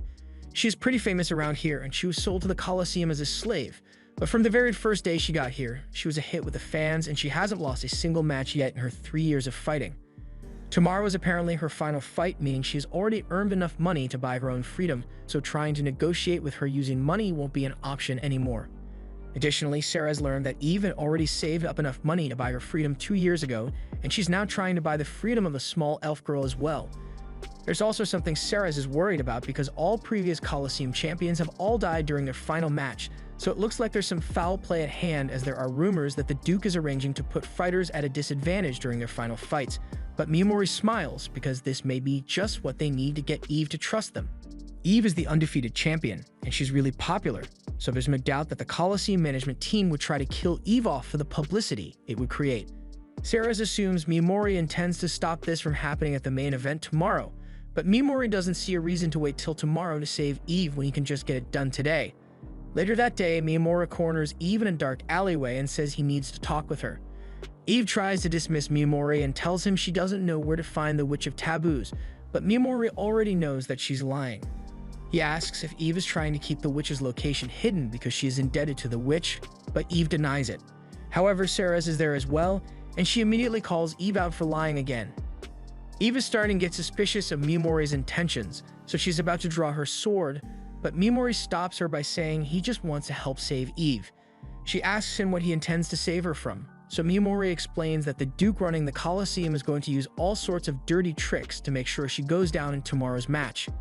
Eve still doesn't understand why Mimori would be trying to help her, but Mimori just doesn't want to let his source of information on the witch die. It would be much easier to just take the girl she's trying to help and run away before the match tomorrow. Hearing this, Eve understands that Mimori isn't a threat to her, but while she appreciates his warning, she can afford to run away from the match tomorrow. Taking the girl and running is an option, but where exactly would they run to? Unless she follows the rules and buys her and the girl's freedom, then the Duke will send mercenaries to hunt her down or put bounty on her head. Maybe she could handle life on the run if she were alone, but she has to think about the girl's safety. Mimori says he knows of a place where they could escape to and suggests that Eve and the girl go into hiding at the place where the Witch of Taboos lives. He is sure no one would be able to find Eve there, but she says it would be impossible since no one can reach the heart of the land of monsters. Mimori says they might be able to reach it if they work together, and he promises to help protect the girl to the fullest of his capabilities, but Eve doesn't think he has what it takes to follow through on that promise. She can tell that the girl with him has some amount of martial arts training, but Mimori looks like a weakling to her. Mimori admits that he doesn't have much skill when it comes to martial arts, but he is well versed in magic. He tells her that he can easily defeat a skeleton king on his own, but while it's certainly an impressive feat, Eve isn't so convinced that Mimori can handle the journey into the land of monsters. To prove that he is strong enough, Mimori tells Eve that he is the one who killed the 5 dragoons, but Eve thinks he is lying, so Mimori gives her a demonstration of the power he used to kill Civet and the others. He raises his hand and casts Paralyze on Eve, leaving her frozen in place. He warns her that she shouldn't try to move too much since it could cause damage to her body if she does. This is the power they use to defeat Civet, and just in case she still doesn't believe him, Sarah reveals her true identity, proving that the rumors of her death were false and Mimori truly saved her from Civet. This should be enough to prove Mimori's capabilities, so he releases Eve from the paralysis, and she is convinced that Mimori wasn't lying to her earlier, but her decision hasn't changed at all. Mimori sees that he's not going to be able to convince Eve, so he apologizes for disturbing her and says he hopes she finds a way to win her match tomorrow. However, if she happens to change her mind, he will be waiting at the bridge early in the morning, ready to leave town. Mimori then walks away with Sarah's, but as they are leaving, he comes across a group of ancient followers of the cursed god, and they are still riding the hike they got from stealing credit from Mimori's achievement. Their fraudulent actions annoy Sarah greatly, but Mimori doesn't think there is a need to take action against them as long as they don't hurt anybody. However, as Mimori and Sarah continue walking, they spot some of the cursed god cult members hurting someone. These guys are trying to kidnap this woman for unsavory reasons, so Sarah is prepared to cut them down immediately. However, Mimori stops her and says he will handle it himself, so he casts one of his new spells and makes the cult members go berserk and kill one another. While they are doing that, he continues walking home with Sarah, and by the next morning, he and Sarah are all packed up and ready to go before the crack of dawn. It looks like Eve didn't show up after all, so Sarah asks Mimori if he thinks there's a chance Eve might actually be able to win her match and earn her freedom with the little girl. Unfortunately, Mimori says there's no way that will ever happen. Duke Zuon is well known for his shitty ways, so Eve trusting the word of a scumbag like him can only end in catastrophe for her. Meanwhile, Eve is having trouble sleeping because of the conversation she had with Mimori last night. She still believes Duke Zuon will honor their agreement, but she can't shake the feelings of doubt she has. So she decides to go to the Duke's office to confirm that he will really let her go after she wins her final match. As she approaches the Duke's office, she hears him and his advisor talking about the final match tomorrow and how the spectators are going to miss Eve. But of course he plans to have her die in that match because it would be good for publicity. Eve is shocked to hear that the Duke seriously planned to betray her, but the Duke goes on to say that he has always thought of Eve as nothing more than a wild beast that became profitable. Now that she's no longer going to be useful to him, he plans to have the next champion skin her alive and wear her pelt around as a new gimmick. The advisor asks what the Duke is going to do about the dark elf girl Eve was working so hard to take care of, and he suggests that it might be a good idea to grant her freedom as a goodwill gesture since Eve kept fighting for an additional 2 years for the dark elf's sake. Duke Zuon says he was actually thinking of taking the dark elf girl in, and his advisor is surprised that the Duke is actually showing compassion for once, but the Duke didn't say no, did he? He's only planning on taking her in because he has a young elf fetish, and once he's done with her, he will just sell the girl off to the nearest brothel. Eve now knows that Mimori was right, and there really is no chance of being freed if she trusts the Duke, so she heads to the bridge to see if she can still take Mimori up on his deal. She soon arrives at the bridge, hoping that Mimori and Saras haven't left yet, and thankfully, they were still there waiting for her. Mimori asks if this means Eve wishes to accept his offer, and Eve confirms it as everything he said about the Duke betraying her was true. She still has some terms to discuss about their journey to the land of monsters, but she intends to tell Mimori where the witch lives. In that case, Mimori is satisfied and the only thing left to do is to get the elf girl. Meanwhile, the elf girl is being put to work in the tavern that the cruel owner comes in to start yelling at her for being so slow and useless. The elf girl tries to ignore it and keep working. Unfortunately, the owner smacks the girl until she falls to the floor in tears. The only thing that still keeps her going at this point is the promise that Eve made to free her. The owner is a failure, so she sees nothing wrong with taking down all her pent-up frustration on the girl. She even starts screaming into the girl's ears just to torture her. But a few moments later, Eve busts into the room and confronts the owner. Eve knew the elf girl was being abused here, but she had no idea it had gotten this bad, so she is prepared to kill the owner for all the suffering she has put the elf girl through. But the owner begins begging for her life and says it was Duke Zuon that ordered her to treat Liz so harshly. Eve still can't stand the owner, but she decides not to kill her after all. Eve takes Liz's hand and tells her that the situation has changed, so they need to leave the city immediately. Liz says she is willing to go anywhere with Eve, so Eve turns to the owner and tells her that as long as she tells the Duke she doesn't know what happened to Liz, then she will be spared. The owner begins groveling and swears that she will do everything Eve instructed her to do, and she starts apologizing to Liz, saying she regrets all the torment she caused Liz to go through, and she even starts crying on cue to really sell the apology.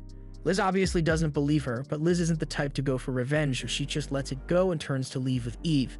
But as they are leaving, someone who is totally fine with revenge walks in.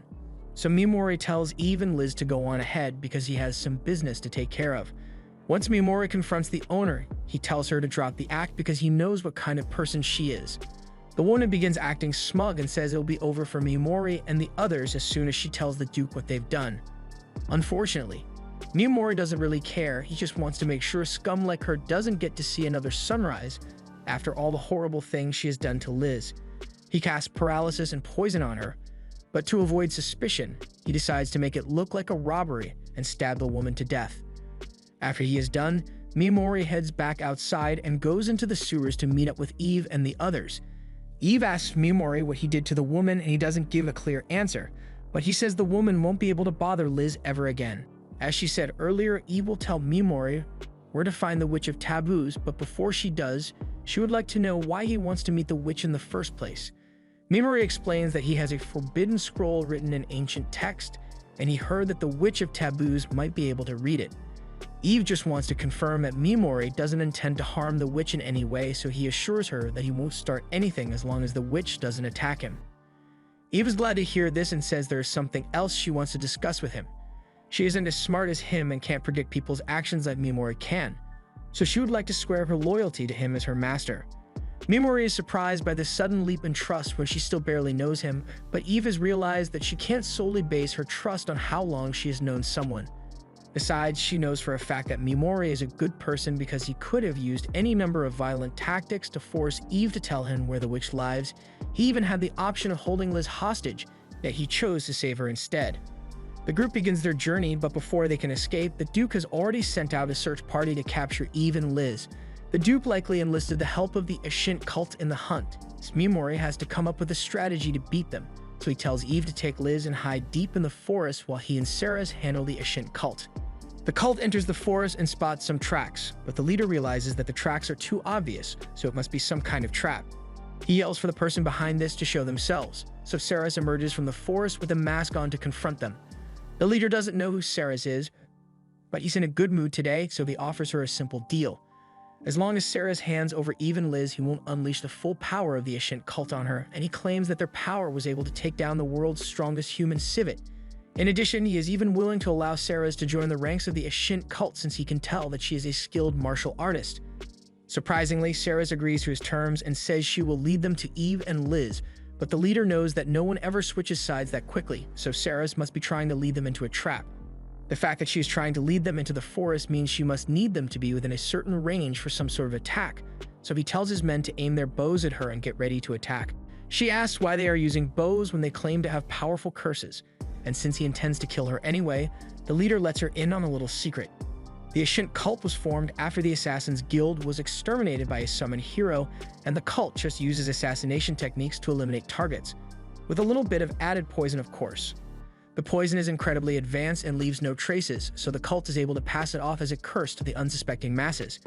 Furthermore, the fact that the cause of Civet's death was unknown presented the perfect opportunity for the Ashint cult to gain popularity by stealing credit for the job, and the best part is that no one can ever prove that they weren't the ones who killed Civet, so they'll never be caught. Ceres asks why they are doing all this, so the leader tells her that they plan to use Duke Zuon to carve out a central role for themselves in this nation, while also assassinating anyone who gets in their way. And speaking of people who are getting in their way, the leader asks where Ceres' allies are hiding, but she says she is the only one here to face them. The leader finds it hard to believe that she came out here intending to defeat them all by herself, but Ceres says she is confident in her ability and reveals her identity as the one who survived being hunted by Civet. It makes a lot of sense to the leader why she would be confident in her abilities, but he still doesn't believe that Ceres could have defeated Civet. He calls out one of his subordinates named Belbar and tells Ceres that this guy is the one who was meant to kill Eve in tomorrow's battle. And his younger brother Varigan is here as well, so together, these two are the strongest members of the Ashint group. Coincidentally, they also had a younger brother named Zeresh, but he was killed while chasing after Ceres, so the brothers have a personal grudge against her. Additionally, while she was distracted, the leader has already had some of the other members of the Ashint cult circle around to cut off her escape route. Now there's no chance that she will be able to escape, so the leader tells her to give up now and submit to him, otherwise she will be killed by the poison. Ceres does as she is told and kneels before the leader, but just when he thought he had won, Mimori uses his special move to extend his range and paralyze all the members of the cult. He also already took care of all the cult members that were trying to flank them, so no one is coming to save the leader. Mimori intentionally made their tracks obvious to make the leader suspicious of Ceres, and once he felt like he had all the power, he let his guard down, and that's when Mimori struck. Everything went exactly as Mimori planned, so Mimori asks her to go back and inform Eve and Liz that the Ashint have been taken care of. Once Ceres is gone, Mimori spots the first group in the process of retreating, so he wants to take them out and asks Piggymaru to connect with him again. Unfortunately, after all the strain he's been under, Piggymaru doesn't have the strength to transform anymore. Since Piggymaru can't help him, Eve offers to lend him her assistance in taking out the remaining bounty hunters. In the meantime, Ceres takes Liz deeper into the forest to keep her safe until the hunters have been dealt with. Mimori asks Eve if she can get an accurate estimation of the number of assailants they'll be facing, and once she's figured out their number and distance, she and Mimori wait for them to arrive. The bounty hunters soon spot Eve, and they intend to capture and drag her to the Duke's feet, but just before they can attack her, Mimori paralyzes and poisons all the soldiers present, leaving them frozen in place. Just then, the Duke and his advisor show up on horses behind Eve and Mimori, and the Duke believes he has Eve cornered, so he intends to personally kill her for having the gall to not want to die. On top of that, he will skin Eve alive and make a pair of underwear out of her hide just to be disrespectful. Mimori is sick of hearing the Duke's rambling and attempts to use Paralyze to take him down, but he is shocked when he receives an error message that says he has exceeded the number of targets for Paralyze, so he can't use that ability right now. and that means he's going to have to get creative, so he uses his darkness spell to blind the advisor, leaving him wide open for Eve to slash him in two. Mimori continues doing the same thing with the rest of the soldiers, and Eve cuts them down accordingly, but a few of the soldiers are smart enough to realize they stand no chance, so they start running away. Mimori tells Eve that she can't let any of them survive, so Eve grabs a spear and throws it to take out one of the fleeing soldiers. A couple of paralyzed slots have been freed up now that some soldiers have died, so Mimori is almost ready to finish things off. But in the meantime, Ceres is here to keep him safe. The Duke is throwing a tantrum over the fact that his soldiers aren't capable of killing a single man, and Eve thanks Mimori because she never could have gotten the opportunity to have her revenge without him. She runs out and quickly slaughters the rest of the Duke's soldiers, and now that the Duke has no men left, he yells that he will make Eve pay for this and turns to go home, but we all know Mimori wasn't going to let him leave here alive. Eve approaches the Duke, and honestly, if he had only intended to betray her, then she might have forgiven him, but for going after Liz, Eve has no mercy to give and slashes his head off. Now that everything is over, Mimori asks Ceres to take Liz and get ready to leave soon, but he has one more thing he needs to take care of. He walks over to one of the dead bodies and uses his freeze ability, and when used on a corpse, it creates a layer of ice that can be shattered to completely disintegrate the body. This way, Mimori can eliminate all traces of the Ashint from the world, and no one will ever know what happened here. A while later, the news of the Ashint cult's disappearance reaches the king, and he is in a state of panic because he had intended to use the Ashint as pawns to accomplish his goals. But now that they are gone, how is he going to explain this to the goddess? He can afford to find out what Vicious will do to him once she finds out, so he orders his men to locate the Ashint cult as soon as possible. Back with Mimori's group, Liz and Eve have both gone to sleep already, so Ceres offers to keep watch while Mimori gets some sleep as well. Mimori says he doesn't feel like sleeping anytime soon, so Ceres offers to let him rest on her lap until he feels like sleeping. And he appreciates the offer, but Ceres looks pretty tired, so if anything, he would like to offer his lap for her to sleep in. Ceres didn't think twice about taking him up on his offer, so she lays down on his lap, only to realize that Mimori might have been joking when he made the offer. It gets a little awkward after that, but since it can't possibly get any more awkward, Mimori asks if he can touch Ceres' elf ears. Ceres is caught off guard, but she allows it, so Mimori gets to feel her ears. After that's done, the two of them decide to stay up, and Ceres asks Mimori if he has any special feelings towards Eve or Liz, because he is far more gentle with them than he would be with any other people. Mimori explains that it's for the same reason that he likes Ceres so much they remind him of people whom he wants to protect. Eve reminds him of his uncle, and Liz is the same way Mimori used to be when he was younger. They were both abused by the people in charge of them, and the only difference is that Liz is still kind enough to forgive those who hurt her, while Mimori has no problem killing anyone who threatens him, and he doesn't intend to change the way he does things. He tells Ceres that she is free to leave him if she ever gets tired of the life of vengeance he leads, but Ceres doesn't intend to leave him for any reason. Mimori is happy to hear that she will support him, so he tells her that he will fulfill any one request of hers to the best of his ability. So when she has decided what she wants, she can ask him, but for now he tells her she should get some sleep. Meanwhile, over in Alayam, Sugu is receiving some swordsmanship training down in the prison, and her instructor praises her because she has been improving a lot since they started training together. But she reminds Sugu that she can't tell anyone about their training sessions because Vicious is so petty that she would probably forbid Nyan from training Sogu any longer. Sogu asks Nyan why she agreed to help her train when she doesn't get anything in return, so Nyan explains that she took a liking to Sogu because she looks a lot like Nyan's sister. And before she leaves, she reminds Sogu that this world is incredibly ruthless, so she can't show any weakness if she wants to survive.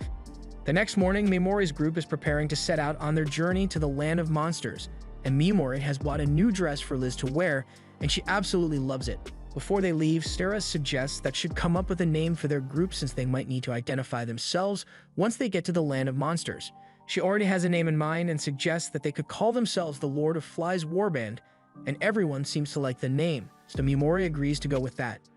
After a lot of off-screen traveling, the group eventually arrives in the land of monsters, and Mimori notices a giant dead tree in the distance, so Ceres explains that the tree is called the Corrupted Tree, although it used to be a sacred tree. Eve asks Mimori to pour some magic into her hand, so he does, and Eve is able to pull up a magic map which was passed down to her people. It will allow them to locate the witch, so they begin the long trek to the witch's home. By nightfall, they set up camp, and Mimori stares off into the distance while thinking about his motivations. He may be a fool to be so set on vengeance, but he still feels nothing but burning hatred towards Vicious and the others who abandoned him.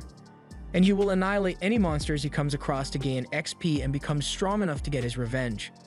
The next morning, Analian Vicious congratulates the heroes on leveling up, but they still lack techniques as she has gone through the effort of gathering several famous figures to act as their instructors. Vicious tells them that the Demon Empire is definitely making a huge move soon, so she wants the heroes to participate in the battle against them. And to make sure they are ready by then, she plans to send the heroes to the land of the golden-eyed monsters to train. As Mimori's group makes their way through the land of monsters, Liz offers to carry the majority of the luggage because she wants to help everyone out. The others tell her she doesn't need to carry it all by herself, but since she seems really determined to help, they respect her wishes and let her carry the bags. They continue through the forest and they suddenly sense something coming, so Mimori and the others stop and take their battle stances. A monster soon appears before them, and Mimori thinks it looks pretty similar to one of the lizard monsters he had to face back in the ruins of Disposal, with the only difference being that it has a seaweed head. Regardless of its nature, their plan of attack remains the same, so Eve engages with the monster in order to keep it distracted, and once Mimori is able to get within range, he uses Paralyze and Poison to take it out. Eve asks if Mimori achieved what he wanted, and Mimori says he is satisfied because he needed to make sure his Paralyze and Poison abilities still work on the monsters here. After facing one of the monsters here personally, Mimori can say with certainty that these monsters are inferior to the ones he had to face in the ruins of Disposal. And if this is the worst this place has to offer, then getting to the witch isn't going to be a problem. Mimori begins dissecting the monster, which seems a bit odd, so Ceres asks him what he's doing, and he explains that he has seen this monster in the Forbidden Book before, and parts of it can apparently be used to make a forbidden item. The item is something like a voice modulator, and Mimori thinks it could come in handy, so he wants to make one. He sees that Ceres seems interested in the information from his Forbidden Book, so he tells her she can keep it for the meantime if she wants because he trusts her with it. Once Mimori is done collecting his materials, the group keeps moving until they come across a large body of water. Eve and Mimori are the first to cross, and Liz wants to go next, so Ceres warns her to be careful not to slip on the stones. Eve thinks it would be better to just carry Liz across since she is still just a child, but Mimori thinks it's better to let Liz do things on her own from time to time. Liz agrees because it's not like she's going to fall over. However, a moment later she indeed falls over and nearly ends up in the water, but Mimori sends Pigimar out to save her before that happens. Even though she ended up failing, Mimori believes that what's important is that Liz has the confidence to try things by herself. Once Liz finally makes it over to the other side, she notices that Mimori and Eve are talking about something and she thinks they might be making fun of her for almost falling into the river. Eve doesn't want Liz to feel self-conscious, so she makes up a lie and says they were actually talking about the kind of kids Mimori and Ceres are going to have. As she says this, Ceres overhears her and loses focus, causing her to fall into the river. Once they finally get her out of the river, Ceres apologizes for letting herself get distracted like that, and she doesn't want to delay the group, so she tells Mimori they don't need to wait for her clothes to dry out. Mimori agrees to keep moving, but he wants to give Ceres his coat so she doesn't end up catching a cold, and Ceres is grateful for his offer.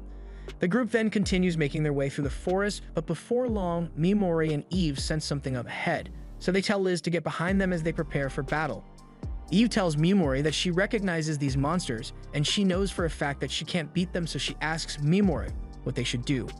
Mimori tells her that she should sit this one out and let him handle it on his own, so he hides behind a tree and waits for the monsters to enter his effective range. As the monsters come into view, Mimori can understand why Eve would stand no chance at defeating these things, because almost no one could beat them in a regular fight.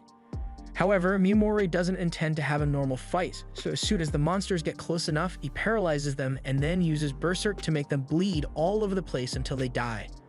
Once the monsters die, Mimori notices that he leveled up again, but that's not important to him right now because he wants to start harvesting materials from the nose arts.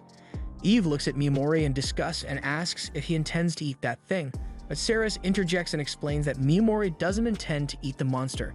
He is just collecting the materials because it's an ingredient in a forbidden item which will make Pigimaro stronger. Although Pigimaro is going to have to eat it, and it's not going to be a fun time for him. Just then, Mimori and the others sense a monster nearby, but they can't pinpoint its location because no malice or hostility is being directed at them. After looking around for a bit, Pigimaro tells Mimori that the monster is inside his backpack, so Mimori opens it up and takes out the egg he has been carrying. It looks like it's about ready to hatch, and a few moments later, it does exactly that, giving rise to a horse monster of some sort. None of them have any idea what it is since they've never seen anything like it before. While petting the horse, Mimori feels something odd on its back, so he pulls back the horse's hair and finds a magical organ there. Ceres explains that most monsters have an organ like this for absorbing magic, so Mimori comes up with an idea. He begins pouring his mana into the horse in hopes that it will grow bigger, and as he pours around 1,000 mana points in, the horse transforms into a magnificent black steed. This would be perfect for luggage hauling, but the horse says Mimori should keep pouring magic into it, and Mimori's got nothing to lose, so he pours 10,000 mana points in, and this time the horse transforms into a buff minotaur. Mimori is pleased with what he sees, so he decides to have the horse join their group, and as such they need to give it a name. He thinks about it for a second and comes up with the name Slay, and Slay seems to really like it, so that becomes his official name. Elsewhere in the forest, Soko's group is busy apologizing to her because they've been nothing but dead weight this entire time. In contrast, Asagi's group has been doing pretty well since all of the team members are pulling their weight and working well together. The same goes for Takuju's group, but he isn't really satisfied with the progress they've been making so far because the fighters that are in charge of them have been taking care of all the really dangerous monsters because they think the heroes aren't ready to handle it, and Takuju hates being underestimated. Later that night, the fighters take the heroes hunting again, but they come across an area with a group of Nozarts up ahead, and they don't think the heroes are ready to handle something like this, so they ask the heroes to stand back while they handle it themselves. Takuju doesn't like being told to wait, but as the monsters approach, Mayan says she will handle the one on the right, while 2 other fighters can handle the one on the left. They begin their attack, and the Nozarts get diced up very quickly, but there are a lot more where those came from, so the fighters might need to come up with a new strategy to defeat them all. However, Takuju has already had enough of being underestimated, so he walks up to the front lines and uses his Dragonic Burst attack to incinerate all the Nozarts in one go. He then announces that his ability is only at level 4, yet he has the power to cause this much destruction. So no one has the right to underestimate him, for he is the future ruler of this world. The other heroes are in awe of Takuju's power, so much so that they barely realize that Hijiri and Itsuki aren't here anymore. The 2 of them are elsewhere in the forest, and they came here to deal with some spies that had been following the group, but the second the spies were captured, they offed themselves so they couldn't be interrogated. While all is going on, Mimori and the others have settled into an old building so they can spend the night. They've been making a lot of progress thanks to Slee, so it looks like they will arrive at the witch's house much sooner than they had expected. Ceres asks what Mimori came out here to look at, so he explains that he saw some lights coming from the forest, so he thought some monsters might be fighting down there. Ceres points out that the light is coming from the northeast, and Mimori realizes that that's the direction of Alian, so whatever is going on down there must have something to do with the goddess. The next morning, even Ceres wake up to find that Mimori isn't here anymore. Eve isn't particularly worried because she knows Mimori isn't the type of person to abandon them in the middle of the land of monsters. Ceres agrees with her, so they head outside to go looking for Mimori, and they don't have to look for long as Mimori is sitting outside the building after having killed a massive monster. Once Mimori notices them standing behind him, he greets the 2 and tells them that he had sensed a monster nearby earlier, so he came out to take care of it, and now he's looking through the monster's body parts to see if there's anything useful in here. After Mimori is done, the group continues their journey, but they eventually come across a vertical cliff, and they have no way of climbing it, so they are going to have to follow the road along the cliff instead. Ceres suggests that Mimori should take a break since he hasn't gotten any proper rest in a while, but Mimori says they need to keep moving because the air is becoming humid, and he would like to get as far as possible before it starts raining. As they walk along the road, they find it odd that they haven't come across any monsters for a while now, but they just assume it must be because they are getting close to the home of the Witch of Taboos. Mimori notices that Liz looks a little upset, so he asks her if she's scared of the land of monsters. Liz tells him that this place is definitely scary, but she hasn't felt much fear since they got here. And it's all because Ceres assured her that as long as Mimori is alive, they will never lose to any monsters here. Eventually, they make it to an opening in the cliff, and once they pass through, they'll be really close to the witch's home. Before they head through, Eve once again wants to thank Mimori for all the help he has given since there's no way they would have been able to make it this far without him. Mimori tells her there's no need to be so thankful since he mainly helped her to benefit himself anyway. Eve says she will be happy with anything as long as she and Liz are able to live a quiet life together.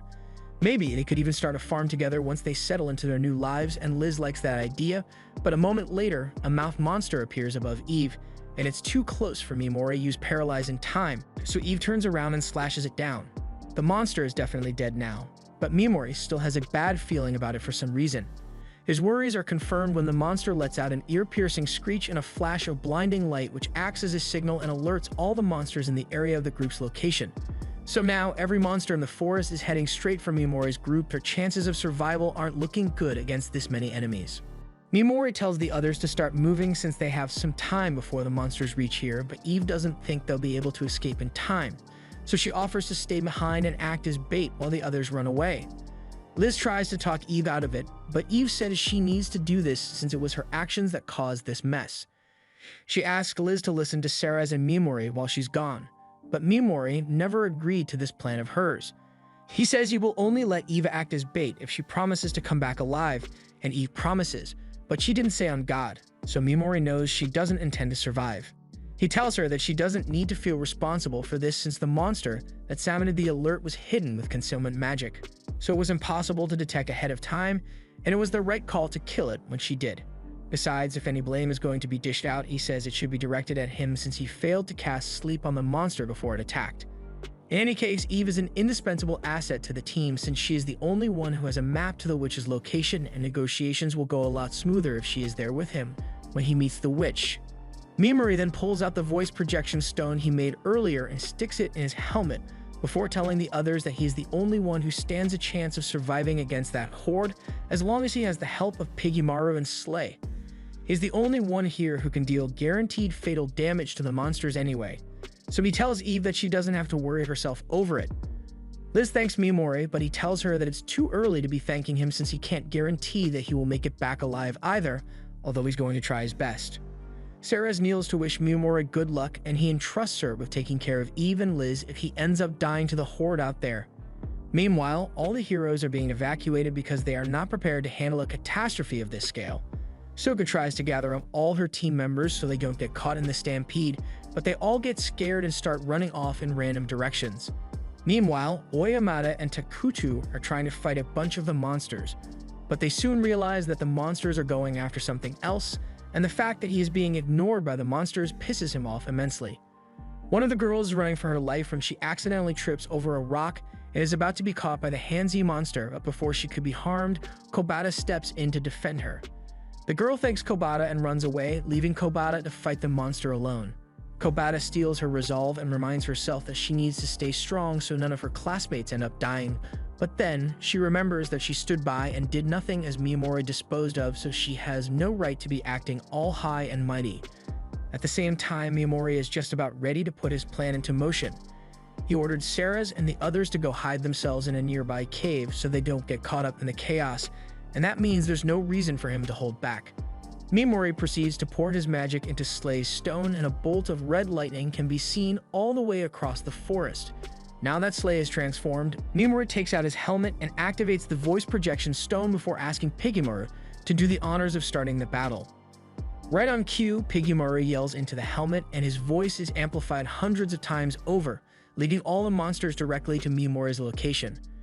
Mimori is glad the monsters fell for the bait, so he puts on his helmet and prepares himself for a high-speed chase.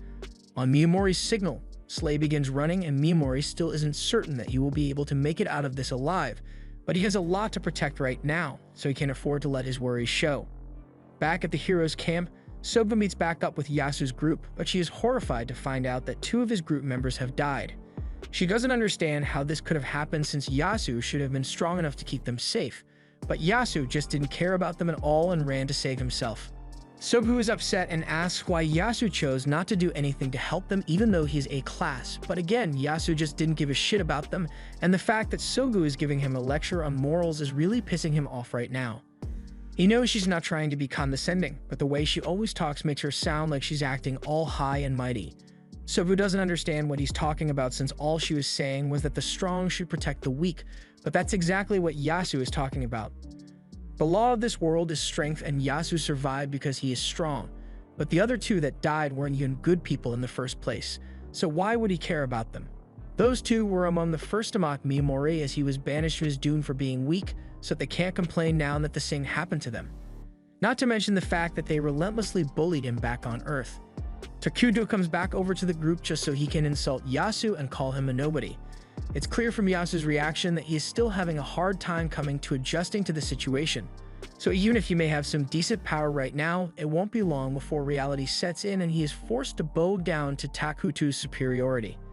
Yasu is enraged and activates his ability before telling Takuto that he shouldn't get the wrong idea and think he is superior just because he's S-class, because Yasu already figured out that your class isn't the only thing that determines your strength. For example, Sogu may be S rank, but she hasn't developed a unique ability yet. And on the other hand, someone like Asage, who is B rank, has surpassed Oyamada even though he is A rank. So Yasu believes that sooner or later he will become more powerful than Takuto and make him regret his words. Oyamada is about to attack Yasu out of anger, but Takuto stops him since he sees no point in starting a fight amongst themselves right now. And Yasu is actually right about rank not necessarily meaning strength, and he calls out Sogo for being the weak link of the S ranks, so he expects her to get her act together soon. In the meantime, he plans to do something to demonstrate his superiority so no one will have the gall to oppose him again. At the same time, while Ceres and the others are hiding in the cave, Eve says she wants to go out and look for Mimori all of a sudden. Ceres asks her why she wants to do that, so Eve explains that there are a lot of monsters out there, so even with his ability, it would be difficult for him to win against them all. On top of that, Mimori isn't in good condition since from the moment they set foot in the land of monsters, Mimori has gotten the lowest amount of sleep to make sure everyone else stayed well rested. His sacrifice is what allowed them to make it this far into the land of monsters, so she needs to do what she can to help him. She wasn't bluffing when she said she could outrun the monsters in this region earlier. She is well versed in traversing difficult terrain, especially since she has night vision, so she won't be caught by the monsters easily. On top of that, if Mimori and Slay happen to be injured, she's the only one who would be able to carry them to safety. Ceres agrees with Eve's reasoning and apologizes for questioning her, but since Mimori put her in charge, she had to make sure Eve wasn't taking unnecessary risks. She says she will allow Eve to go after Mimori, but only on the condition that she makes it back alive. Meanwhile, Mimori is trying to come up with a strategy to take down all the monsters, and while his ability won't be able to affect all of them at once, it will still get some of them, so he starts by casting Berserk on the monster and making them fight one another. It seems to have been effective, but only for a little while as the monsters soon resume their chase. Mimori then tries using Paralyze to slow them down, but that doesn't buy him much time either.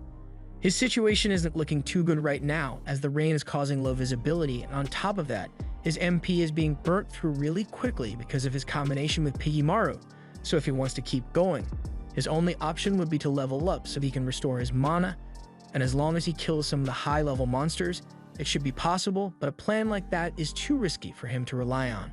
If he's not within a certain range of a target when it dies, Mimori won't get any experience, so the only way for him to guarantee that he levels up is to circle back and attack directly. He asks Pigimaru and Slay if they are alright with his plan, and they seem to be fine with it, so Mimori turns around and charges straight into the horde of monsters. He is running low on MP, so he begins spamming Darkness and Paralyze to stop the monsters in their tracks, and with all of them immobilized, he tracks down the monster with the highest level and casts Berserk on it, so it suffers paralysis damage. Just as Mimori was about to run out of mana, the monster finally dies and he levels up, so his mana supply is replenished. He now has a guaranteed method of replenishing his mana, so he can keep fighting almost indefinitely. He then proceeds to cast Paralyze and Berserk on all the monsters in the vicinity and starts running away again, but as he does, he notices two more high-level monsters chasing him. So if he wants to take them out, then he is going to have to get behind them somehow. He uses Pigimaru to cast Sleep on the monsters, and by the time they get back up and try to start chasing again, Mimori has snuck up from behind and takes them out. With those two dead, he once again levels up, so he gets back on Slay's back and rides off to stay ahead of the horde. But unexpectedly, a second horde of monsters appears in front of him, so even though he tries defeating them ahead of time, Mimori ends up getting knocked off Slay's back and is forced to continuously spam every effect in his arsenal, so he doesn't get overrun by the monster. Meanwhile, Kobata is busy having a panic attack in the forest over the fact that she is just as bad as everyone else. She wanted to try and be kind to others, but when Mimori was thrown to the side, all she could do was stand by and watch it happen. Just then, Kobata looks up and notices Eve standing nearby, and from her perspective, a giant tiger she has never met before is staring her down, so she gets really scared. Eve is surprised to find a human out in these forests because no normal people ever come here, so she approaches Kobata to get a better look, and that's when she notices that Kobata reminds her a lot of Liz. She doesn't intend to harm her, but that's not what it looks like to Itsuki, so she rushes in and nearly slashes Eve with her lightning sword. Eve is able to react in time, but she gets frozen in place by Itsuki's lightning attack. Itsuki doesn't really care about Kobata, but her sister doesn't want to let Kobata die yet, So it's her job to rescue her right now, and she's going to have to kill Eve because she's a threat. This was the end of episode 11. Subscribe to not miss the next part.